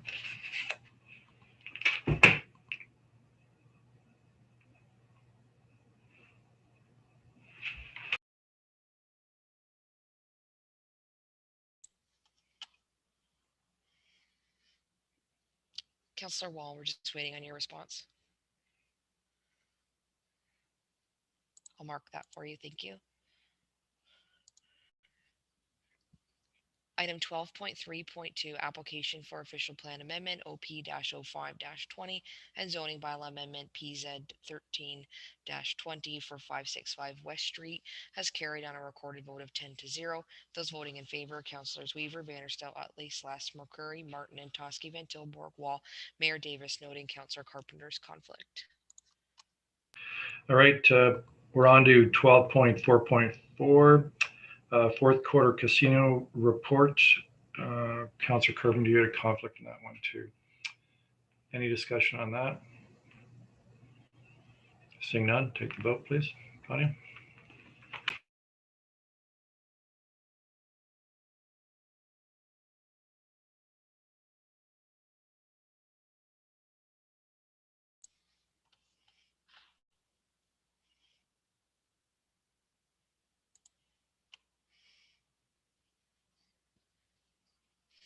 Item 12.4.4, the fourth quarter casino report, has carried on a recorded vote of 10-0. Those voting in favor, Councilors Weaver, Vanderstel, Utley, Slash, McCurry, Martin, and Toski, Van Tilburg, Wall, Mayor Davis, noting Councilor Carpenter's conflict. Yeah, the next item coming up for discussion is 12.6 Economic Recovery Task Force. I asked for that to be separated. I'll just keep it very brief. I really wanted to thank the members of the task force and staff, in particular Kevin Finney, for all their hard work in preparing a report that contains, it's about 25 recommendations, 88% of which have been completed. We haven't finished. It's still a work in process. We're concerned about a potential third wave and what that might do. So still a work in process. Again, thanks to all the members of the community that participated in that task force. Some really good recommendations focused on about 7 or 8 different areas. So any further discussion on that? Seeing none, Tanya, take a vote.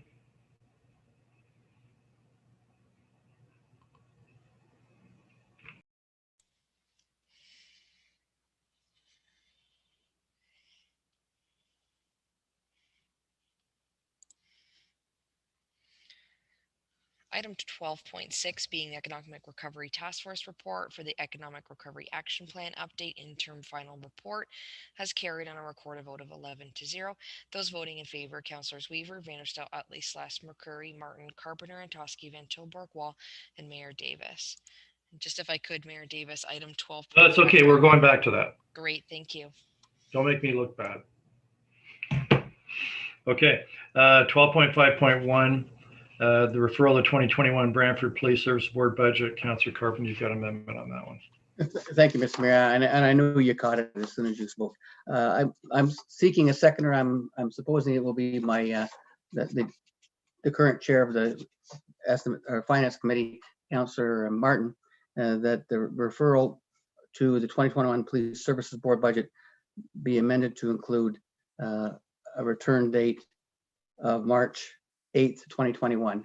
We had it referred at estimates. We didn't give a return date time for it. So if that's okay, I'd like to make that amendment. Yeah, Councillor Martin, you're seconding that? Yes, Sam. Yeah, okay.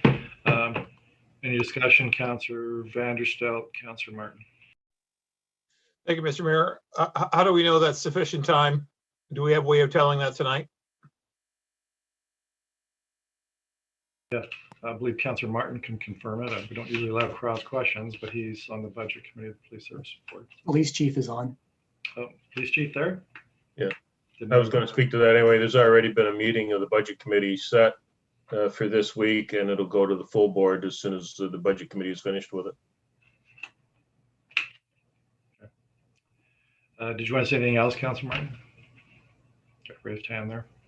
Yeah, no, that's what I wanted to speak to, is that that it is in the process, and it should be no problem meeting that timeline. Okay, so you have enough time. Okay, thank you. Thank you, Mr. Chair. All right, Tanya, please call the roll.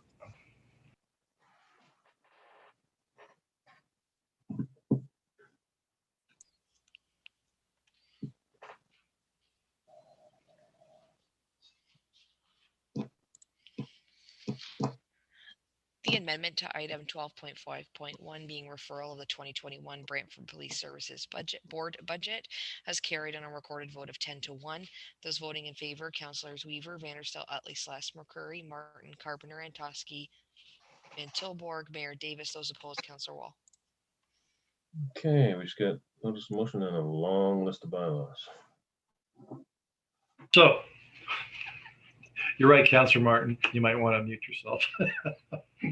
Okay, we've now got. We're now moving to item 13.3 with the COVID-19 emergency update. Councillor Carpenter, you wanted this update. Sorry, Mayor Davis. sorry to interrupt. We need to actually do the amendment as the item as amended for the referral. So, Okay, sorry. All right, any discussion on that matter as amended? Okay. Take the vote, please. Madam Clerk.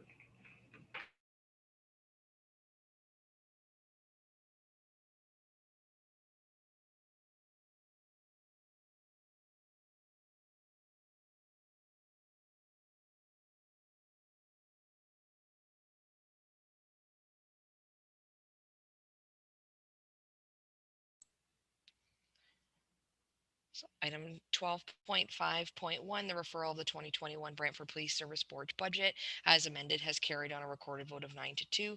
Those voting in favor, Councillors Vanderstel, Utley, Sless, McCurry, Martin, Carpenter, and Toski, Van Tilborg, Mayor Davis. Those opposed, Councillor Weaver, Councillor Wall.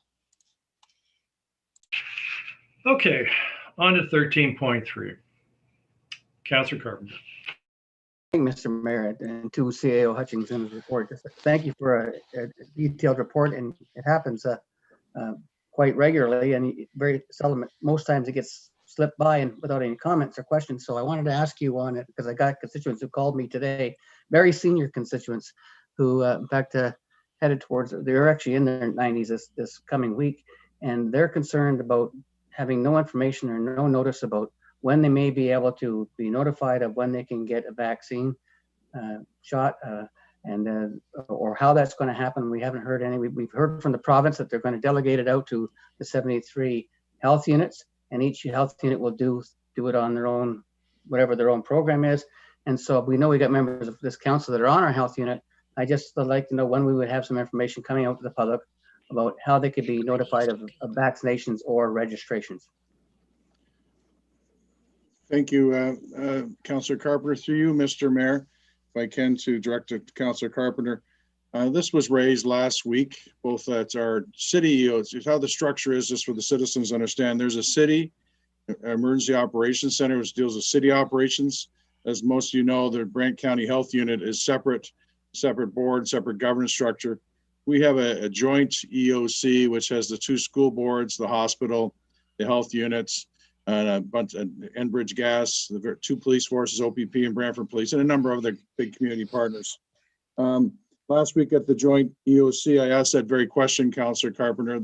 Sharing the same chief of staff with the mayor, I get the feeling the questions that are coming to the mayor's office, as well as having customer service closely linked to me in our EOC. It's a big question right now at City Hall. People are asking. And I asked that of the health unit that we need to communicate this out because it's lots of questions coming up about vaccination, who's getting them. Are we following the provincial guidelines because local health units don't have to? It's a framework for them. They can change it locally. They said they would get back to me, but back to us and start communicating this out. So it was a question I asked last week. Specifically, it's in the minutes, and asked for that to start communicating out and offered up my communications department, our communications departments to assist if they needed that from the city. So our communications department would assist with the Brant County Health Unit. I believe we have 3 board members, 3 council members as board members on that, if I'm not correct. And I'm just wondering that the process needs to be, in your report, it's talking about 5 million vaccines for the province of Ontario in April, 5 million in May, and 5 million in June. But we don't have any information about how the rollout's going to be, and residents are becoming very anxious. So if we could get the message to the health unit from our council members that we need to have some kind of idea what the plan is here as the vaccines arrive or before the vaccines arrive, so we can at least have a mock trial of how that's going to work and how we're going to do registrations. We don't want to have something happen at the last minute without us knowing what's going to happen. Thank you. Yeah, any further discussion? Okay, call the vote on this item, please.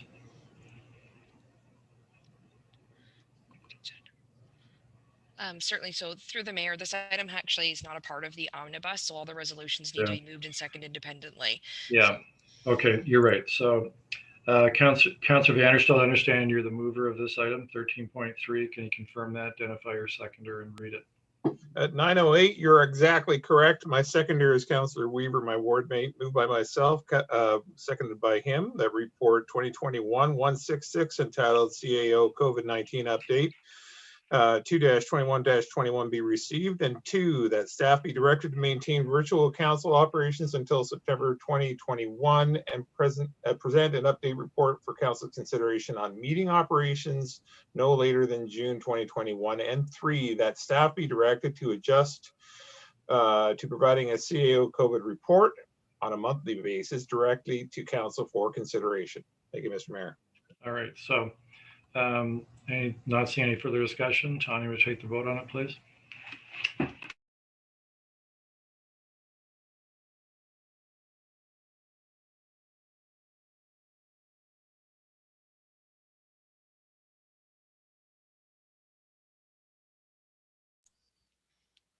Mayor Davis, we just need your response.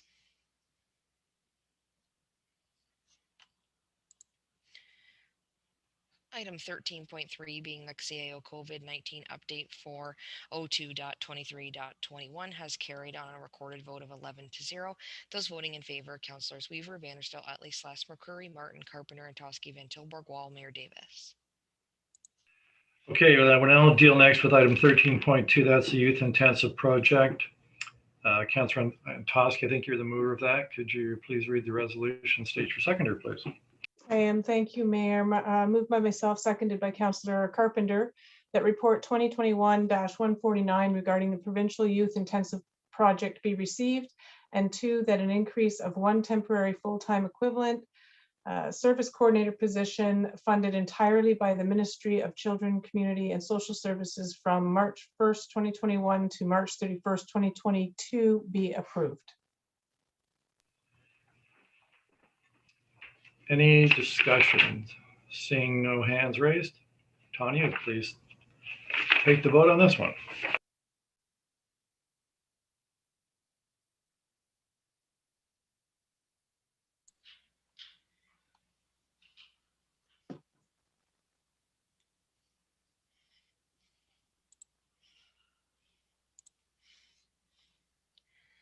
Item 13.2 being youth intensive project has carried on a recorded vote of 10-0. Those voting in favor, Councillors Weaver, Vanderstel, Utley, Slash, McCurry, Martin, Carpenter, and Toski, Van Tilburg, Mayor Davis.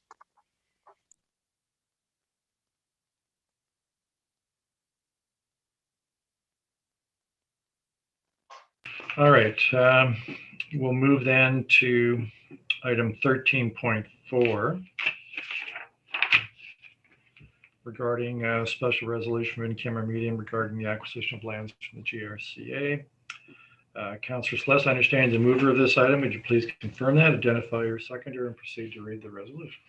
Yes, Mr. Mayor, it's moved by myself, seconded by my ward mate, Councillor Utley, that the manager of real estate services be authorized to sign an agreement of purchase and sale between the corporation of the City of Brantford and the Grand River Conservation Authority for the acquisition of the subject property that is substantially in the form as attached in report LO 2021-001 and is satisfactory A, as to the form to legal counsel, and B, as to content to the manager of real estate services, and B, that the general manager of community development or general manager of people, legislative services and planning, and the general manager of public works be authorized to sign a contribution and indemnity agreement between the corporation of the City of Brantford and the development group as defined in the LO 2021-001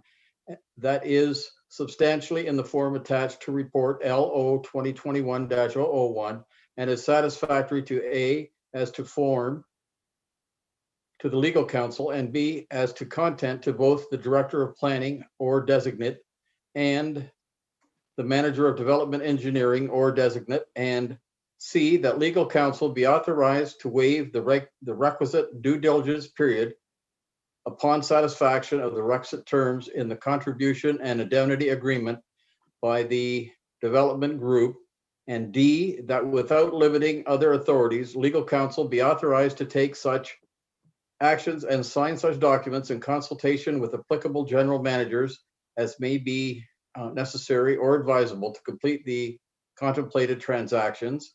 And finally, E, that the chief administrative officer be authorized to sign assignment and assumption agreements between the corporation of the City of Brantford, one or more members of the development group and assignees that is substantially in the form attached to the contribution and indemnity agreement. Moved and seconded, Mr. Mayor. Thank you very much, Councillor Sluss. Any discussion on this item?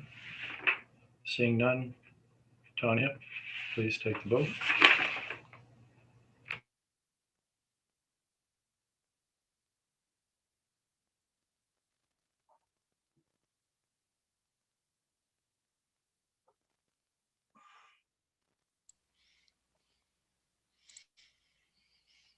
Item 13.4 being a resolution from special city council and camera meeting held on February 23rd, 2021 regarding acquisition of a portion of lands owned by the Grand River Conservation Authority and a related contribution and indemnity agreement as carried on a recorded vote of 11-0. Those voting in favor, Councillors Weaver, Vanderstel, Utley, Slash, McCurry, Martin, Carpenter, and Toski, Van Tilburg, Wall, Mayor Davis. Okay, we'll move then to notices of motion. There are 6 notices of motion tonight's meeting. Councillor Weaver, please read the title of your notices of motion. Yes, thank you, Mr. Mayor. Neighborhood Association Community Safety Projects is the first one, and the second one is natural burials. Okay, Councillor Carpenter, I think you've got 3. Thank you, Mr. Mayor. The first one is the odor control bylaw for the City of Brantford. The second one is infrastructure installation to support neighborhood ice rinks and community gardens in the community. And my third one is always stop control Hamilton Avenue at Avondale Crescent, Hamilton Avenue and Albemarle Street, and Hampton Street at Rowanwood Avenue. Thank you. Councillor McCurry, you've got 1. Please read the title of your notice of motion. Mayor, thank you. Councillor Martin and I will bring a resolution regarding community engagement about 34 Norman Street development. Great, thanks. All right, we'll now move with some time to spare into bylaws. And I want to remind members that if we're going to amend a bylaw, which would be at 3rd reading, then because I'm remote and staff are in City Hall, we'd not be able to give 3rd reading to that particular bylaw. Normally we can do the amendments on the fly if I'm at City Hall. So just so you're aware of that. All right, so Councillor Wall, I understand you're the mover for 1st and 2nd reading. Can you please read it and state your seconder? Okay, thank you, Mayor Davis. Moved by myself and seconded by my ward mate, Councillor Van Tilburg, that leave be given to the mover and seconder to introduce the following bylaws for 1st and 2nd reading. 19/2021 bylaw to authorize the execution of agreements individually dated and listed on Schedule A attached here to letter of agreement between the City of Brantford and Her Majesty the Queen and the right of the Province of Ontario and represented by the Ministry of Transportation for the Province of Ontario relating the 2020-2021 dedicated gas tax funds for public transportation program, Finance Committee Report 2021-0210. Assignment and assumption agreements between the City of Brantford and the County of Brantford for the purposes of accepting from the county the assignment of subdivision agreements which are being assumed as a result of the boundary adjustment agreement dated February 16th, 2016, 2021-110, Special City Council, January 26, 2021. 3, amending agreement between the Corporation of the City of Brantford and the Corporation of the County of Brant to address the provision of water services in Valley Estates, 2021-110, Special City Council, January 26, 2021. 4, agreement for the construction of modular affordable housing between the Corporation of the City of Brantford and Andrew Neil Construction Incorporated, 2021-152, Committee of the Whole Community Development Report number 2021-0209, 2021 bylaw to amend bylaw 70/2010, being a bylaw to adopt various City of Brantford policies and to create a corporate policy manual by repealing and replacing corporate policy 034 accessibility 2021-22, Committee of the Whole Operations and Administration Report 2021-0202, 2021 bylaw to amend chapters 326, Schedule A14 of the City of Brantford Municipal Code, payday loan establishments, 2021-125, Committee of the Whole Operations and Administration Report, 2021-0202, 2021 bylaw to amend bylaw 144-88, being a bylaw to regulate parking in the city of Brantford, Herbert Street Schedule 7 parking prohibited at any time, Public Works Policy 021 amending on-street parking regulations, 2021, bylaw to amend bylaw 144-88, being a bylaw to regulate parking in the city of Brantford, Roberts Avenue, Schedule 7, parking prohibited at any time, Public Works Policy 021, amending on-street parking regulations, 2021, bylaw to amend bylaw 144-88, being a bylaw to regulate parking in the city of Brantford, Cole Crescent, Schedule 7, parking prohibited at any time, Public Works Policy 021, amending on-street parking regulations, 2021, bylaw to amend bylaw 144-88, being a bylaw to regulate parking in the city of Brantford, Drummond Street, Schedule 26, Accessible Zone, Public Works Policy 021, amending on-street parking regulations. 26-2021, bylaw to amend bylaw 144-88, being a bylaw to regulate parking in the city of Brantford, Gilkinson Street, Schedule 7, parking prohibited at any time. 2021-8, Committee of the Whole Operations and Administrative Report 2020-0202. 27-2021, bylaw to amend bylaw 144-88, being a bylaw to regulate parking in the city of Brantford, Diana Avenue, Schedule 3, parking prohibited from between 2 a.m. and 6 a.m. Schedule 7, parking prohibited at any time. Committee of the Whole Operations and Administrative Report 2020-0202. 28-2021, bylaw to amend bylaw 37-83, being a bylaw to regulate traffic in the city of Brantford, Diana Avenue, Schedule 14, designated lanes for bicycles. Committee of the Whole Operations and Administrative Report 2020-0202. 29-2021, bylaw to amend bylaw 37-83, being a bylaw to regulate traffic in the city of Brantford, Park Avenue. Schedule 6, one-way streets 2021-12, Committee of the Whole Operations and Administrative Report 2020-0202. 30-2021, bylaw to amend bylaws 37-83, being a bylaw to regulate traffic in the city of Brantford, Debbie Crescent, Schedule 2, yield right-of-way sign, Schedule 1 through highways, 2021-9, Committee of the Whole Operations and Administrative Report 2020-0202. 31-2021, bylaw to declare and dedicate Part 1 of Reference Plan 2R8510, City of Brantford, as part of the public highway to be known as Gray Street, 2021-19, Committee of the Whole Operations and Administrative Report 2020-0202. 32-2021, bylaw to declare and dedicate Part 2 Reference Plan Part 2R8518, City of Brantford, being Part and Pin 32275-0170 LT, as part of the public highway to be known as Bottery Road, 2021-38, Committee of the Whole Operations Administrative Report 2020-0202. 33-2021, bylaw to declare and dedicate Part 4 Reference Plan 2R8491, City of Brantford, being part of PIN 32275-0238 LT, and Part 6 Reference Plan 2R-8491, City of Brantford, being part of PIN 32275-0238 LT, as part of the public highway to be known as Oak Park Road, and to repeal bylaw 151-2020-2021-38, Committee of the Whole Operations Administrative Report 2020-0202. 34-2021, bylaw to declare and dedicate Part 4 Reference Plan 2R8492, City of Brantford, being part of PIN 32275-0235 LT, and Part 6 Reference Plan 2R8492, City of Brantford, being part of PIN 32275-0235 LT, as part of the public highway to be known as Oak Park Road 2021-38, Committee of the Whole Operations Administrative Report 2020-0202.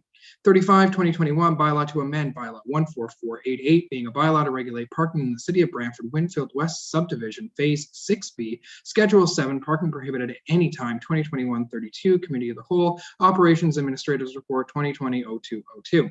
36-2021, bylaw to amend bylaw 37-83, being a bylaw to regulate traffic in the city of Brantford, Winfield West Subdivision, Phase 6B, Schedule 1 through highways, 2021-32, Committee of the Whole Operations Administrative Report 2020-0202.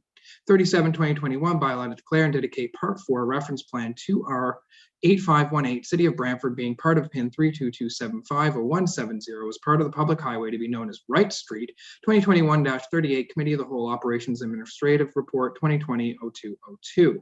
38-2021, bylaw to amend bylaw 144-88, being a bylaw to regulate parking in the city of Brantford, Memorial Drive, Schedule 7, parking prohibited at any time, 2020-537, Committee of the Whole Operations Administrative Report 2020-0202. 1201. 39, 2021, bylaw to amend bylaw 37-83, being a bylaw to regulate traffic in the City of Brantford, Memorial Drive, Schedule 5, lane designation, Schedule 14, designated lanes for bicycles, 2025-37, Committee of the Whole Operation Administrative Report, 2020-1201. 40, 2021, bylaw to repeal bylaw 93, 2010 as amended, being a bylaw to approve the provision of funeral services for indigent persons, 2021-102, Social Services Committee Report 2020-10203. 41, 2021, bylaw to amend Chapter 132, Property Standards Officers, Peace Officers Appointment, and Chapter 429, Building Code Implementation of the City of Brantford Municipal Code 2021-1, Committee of the Whole Community Development Report 2021-0209. 42, 2021, bylaw to enact a heritage easement over the lands located at 35 Chatham Street, Brantford, Ontario, pursuant to the provisions of the Ontario Heritage Act, RSO 1990 CO 18 2021-72, Committee of the Whole Community Development Report 2021-0209. 43, 2021, bylaw to amend bylaw 16090, being a bylaw to regulate use of lands and the location and use of buildings and structures in the City of Brantford, removal of holding H provision, 10 Cramers Way, PZ 2021-2021-43, Committee of the Whole Community Development Report 2021-0209. 44, 2021, bylaw to amend chapters 556 of City of Brantford Municipal Code, Public Nuisance Bylaw, to add the act of applying graffiti as a public nuisance and to define graffiti, 2021-67, Committee of the Whole Community Development Report 2021-0209.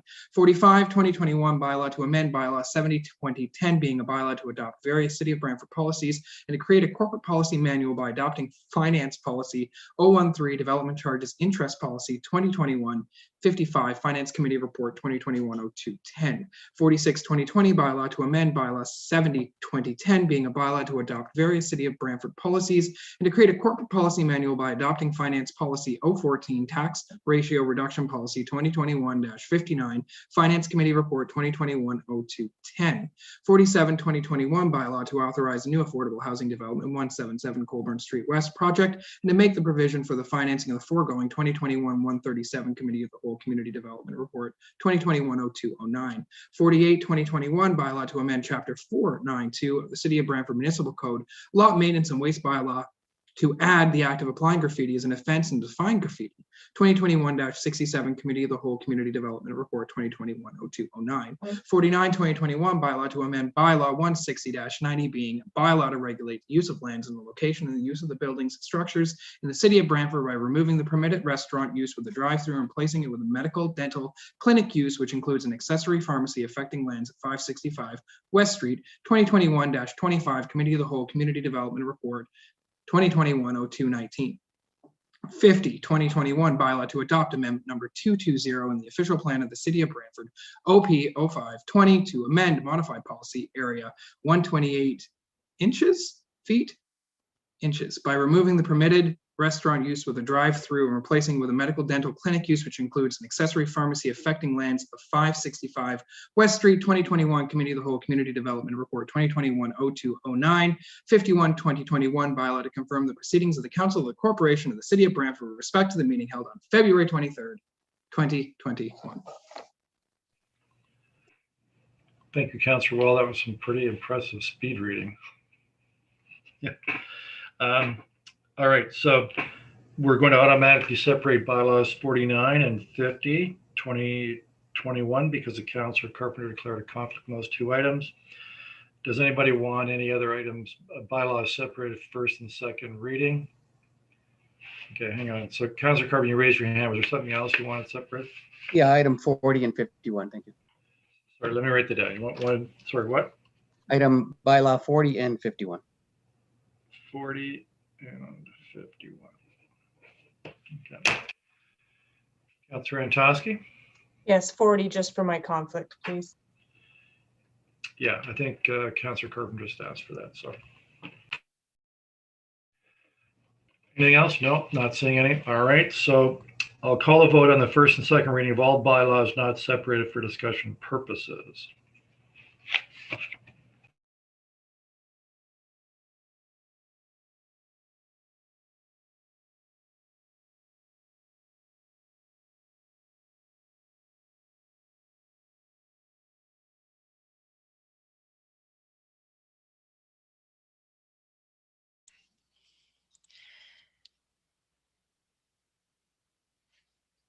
The first and second reading of all bylaws not separated for discussion purposes carried on a recorded vote of 10-0. Those voting in favor, Councillors Vanderstel, Utley, Celeste, McCurry, Martin, Carpenter, and Toski, Van Tilburg, Wall, Mayor Davis. All right, we'll move then next to first and second reading bylaws 49 and 50. We'll take those as a grouping because they relate to a conflict. So call the vote then on first and second reading bylaws 49 and 50, 2021.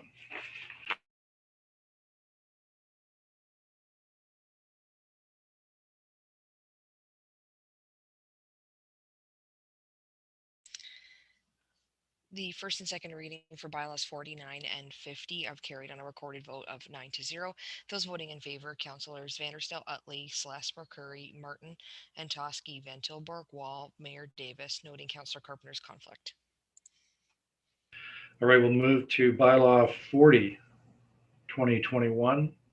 That's the provision of funeral services, noting Councillor Toski's conflict. Any discussion? Seeing none, call the vote, please, Tanya.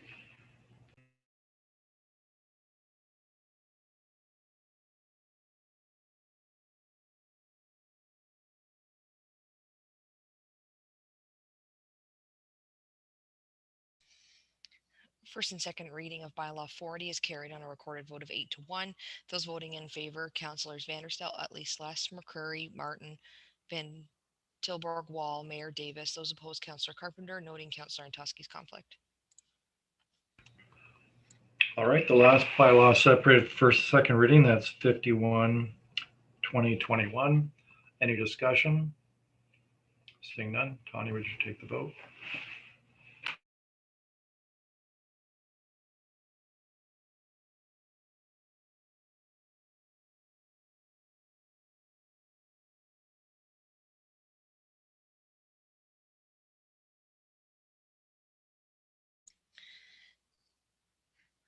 First and second reading of bylaw 51 has carried on a recorded vote of 9-1. Those voting in favor, Councillors Vanderstel, Utley, Celeste, McCurry, Martin, and Toski, Van Tilburg, Wall, Mayor Davis. Those opposed, Councillor Carpenter. Right, we'll move to third reading. Councillor Celeste, I believe you have the motion. Would you please read it and state your seconder?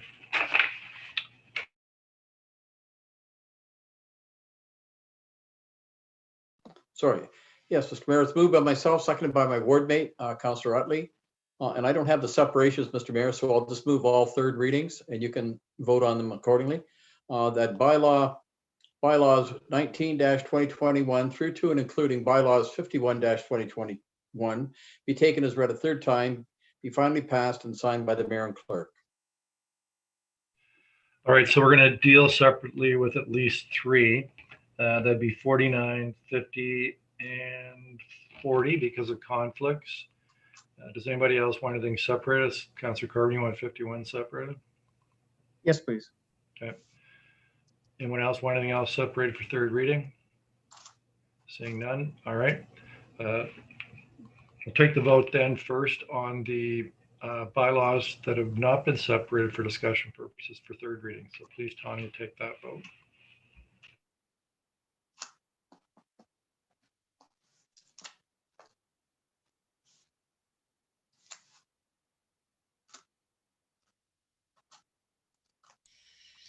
The third reading of all bylaws not separated for discussion purposes have carried on a recorded vote of 10-0. Those voting in favor, Councillors Vanderstel, Utley, Celeste, McCurry, Martin, Carpenter, and Toski, Van Tilburg, Wall, Mayor Davis. All right, we'll move to third reading for bylaws 49 and 50 with Councillor Carpenter's conflict noted. Madam Clerk, would you please take the vote on those two?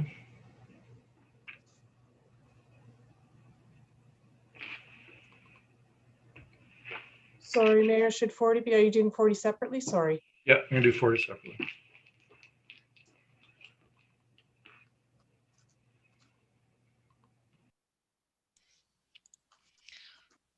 Third reading for bylaws 49 and 50-2021 have carried on a recorded vote of 9-0. Those voting in favor, Councillors Vanderstel, Utley, Celeste, McCurry, Martin, and Toski, Van Tilburg, Wall, Mayor Davis, noting Councillor Carpenter's conflict. All right, we'll move to bylaw 40, 2021 for third reading, noting Councillor Antosky's conflict. Any discussion? Seeing none, Tanya, take the vote on that.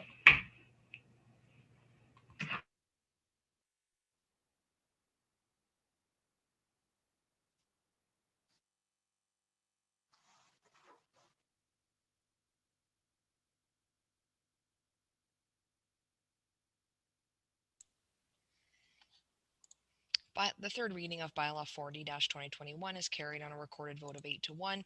Those voting in favor, Councillors Vanderstel, Utley, Sless, McCrory, Martin, Van Tilburg, Wall, Mayor Davis. Those opposed, Councillor Carpenter, noting Councillor Antosky's conflict. All right, we'll move to the last bylaw for third reading, 51-2021. Any discussion? Seeing none, Madam Clerk, please take the vote on that one.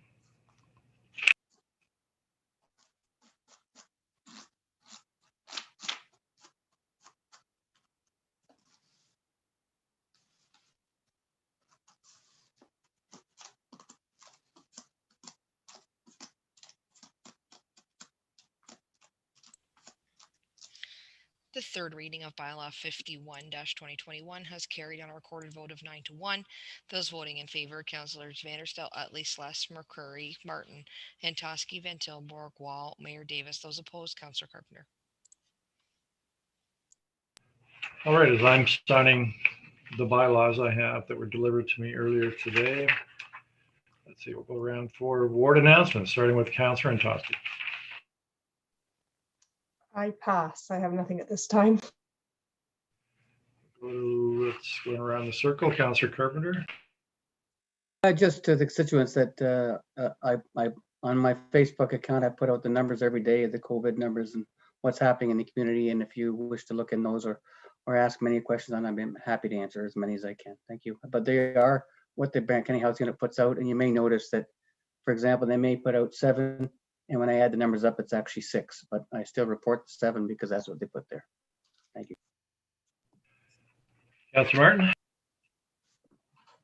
Thank you. I'd just like to remind everybody that things are opening up again, and please support your local business that you support, and hopefully we can get back to normal once more vaccines are rolled out.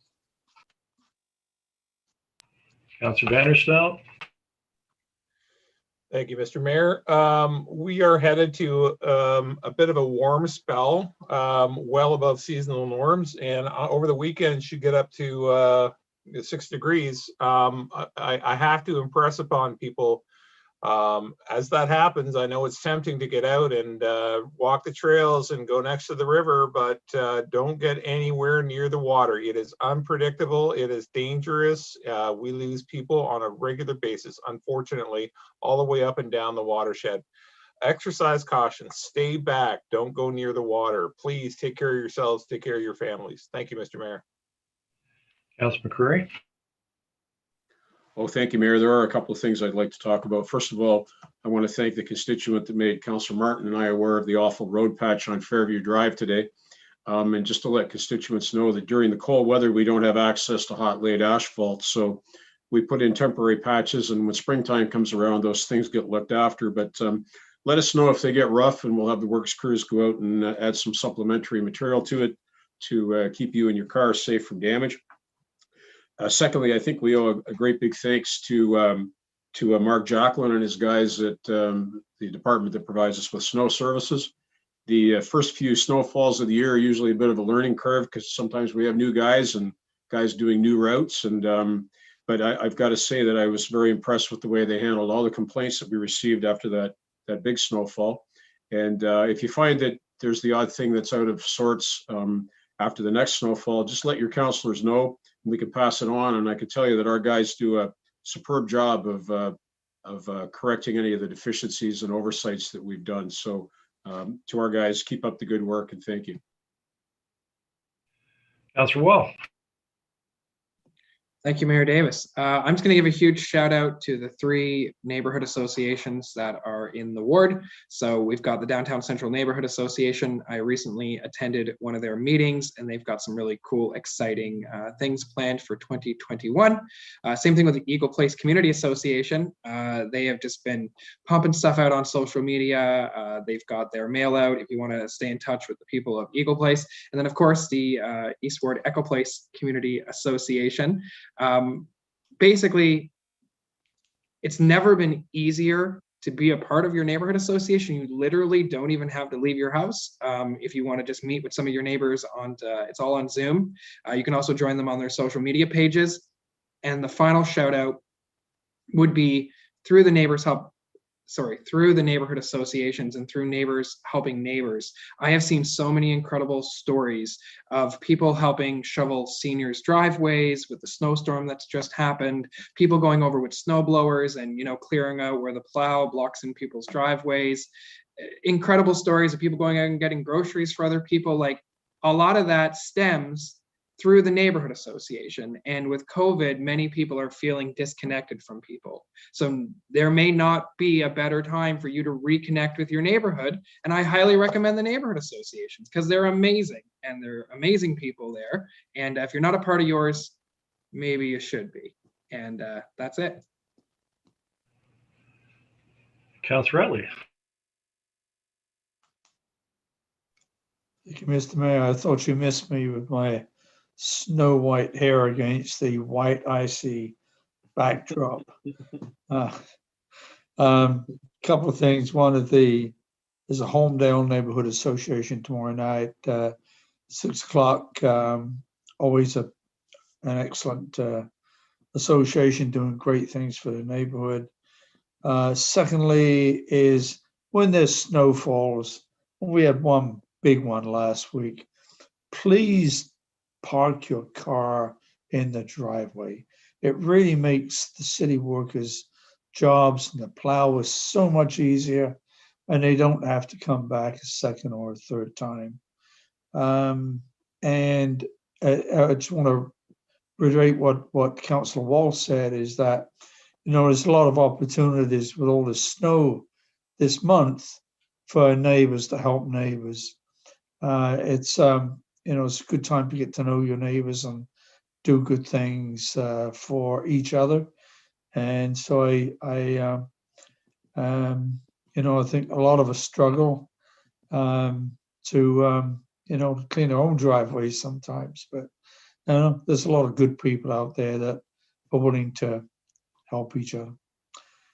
Thank you. Well, someone's always got to be last, Councillor Celeste. Well, thank you, Mr. Mayor.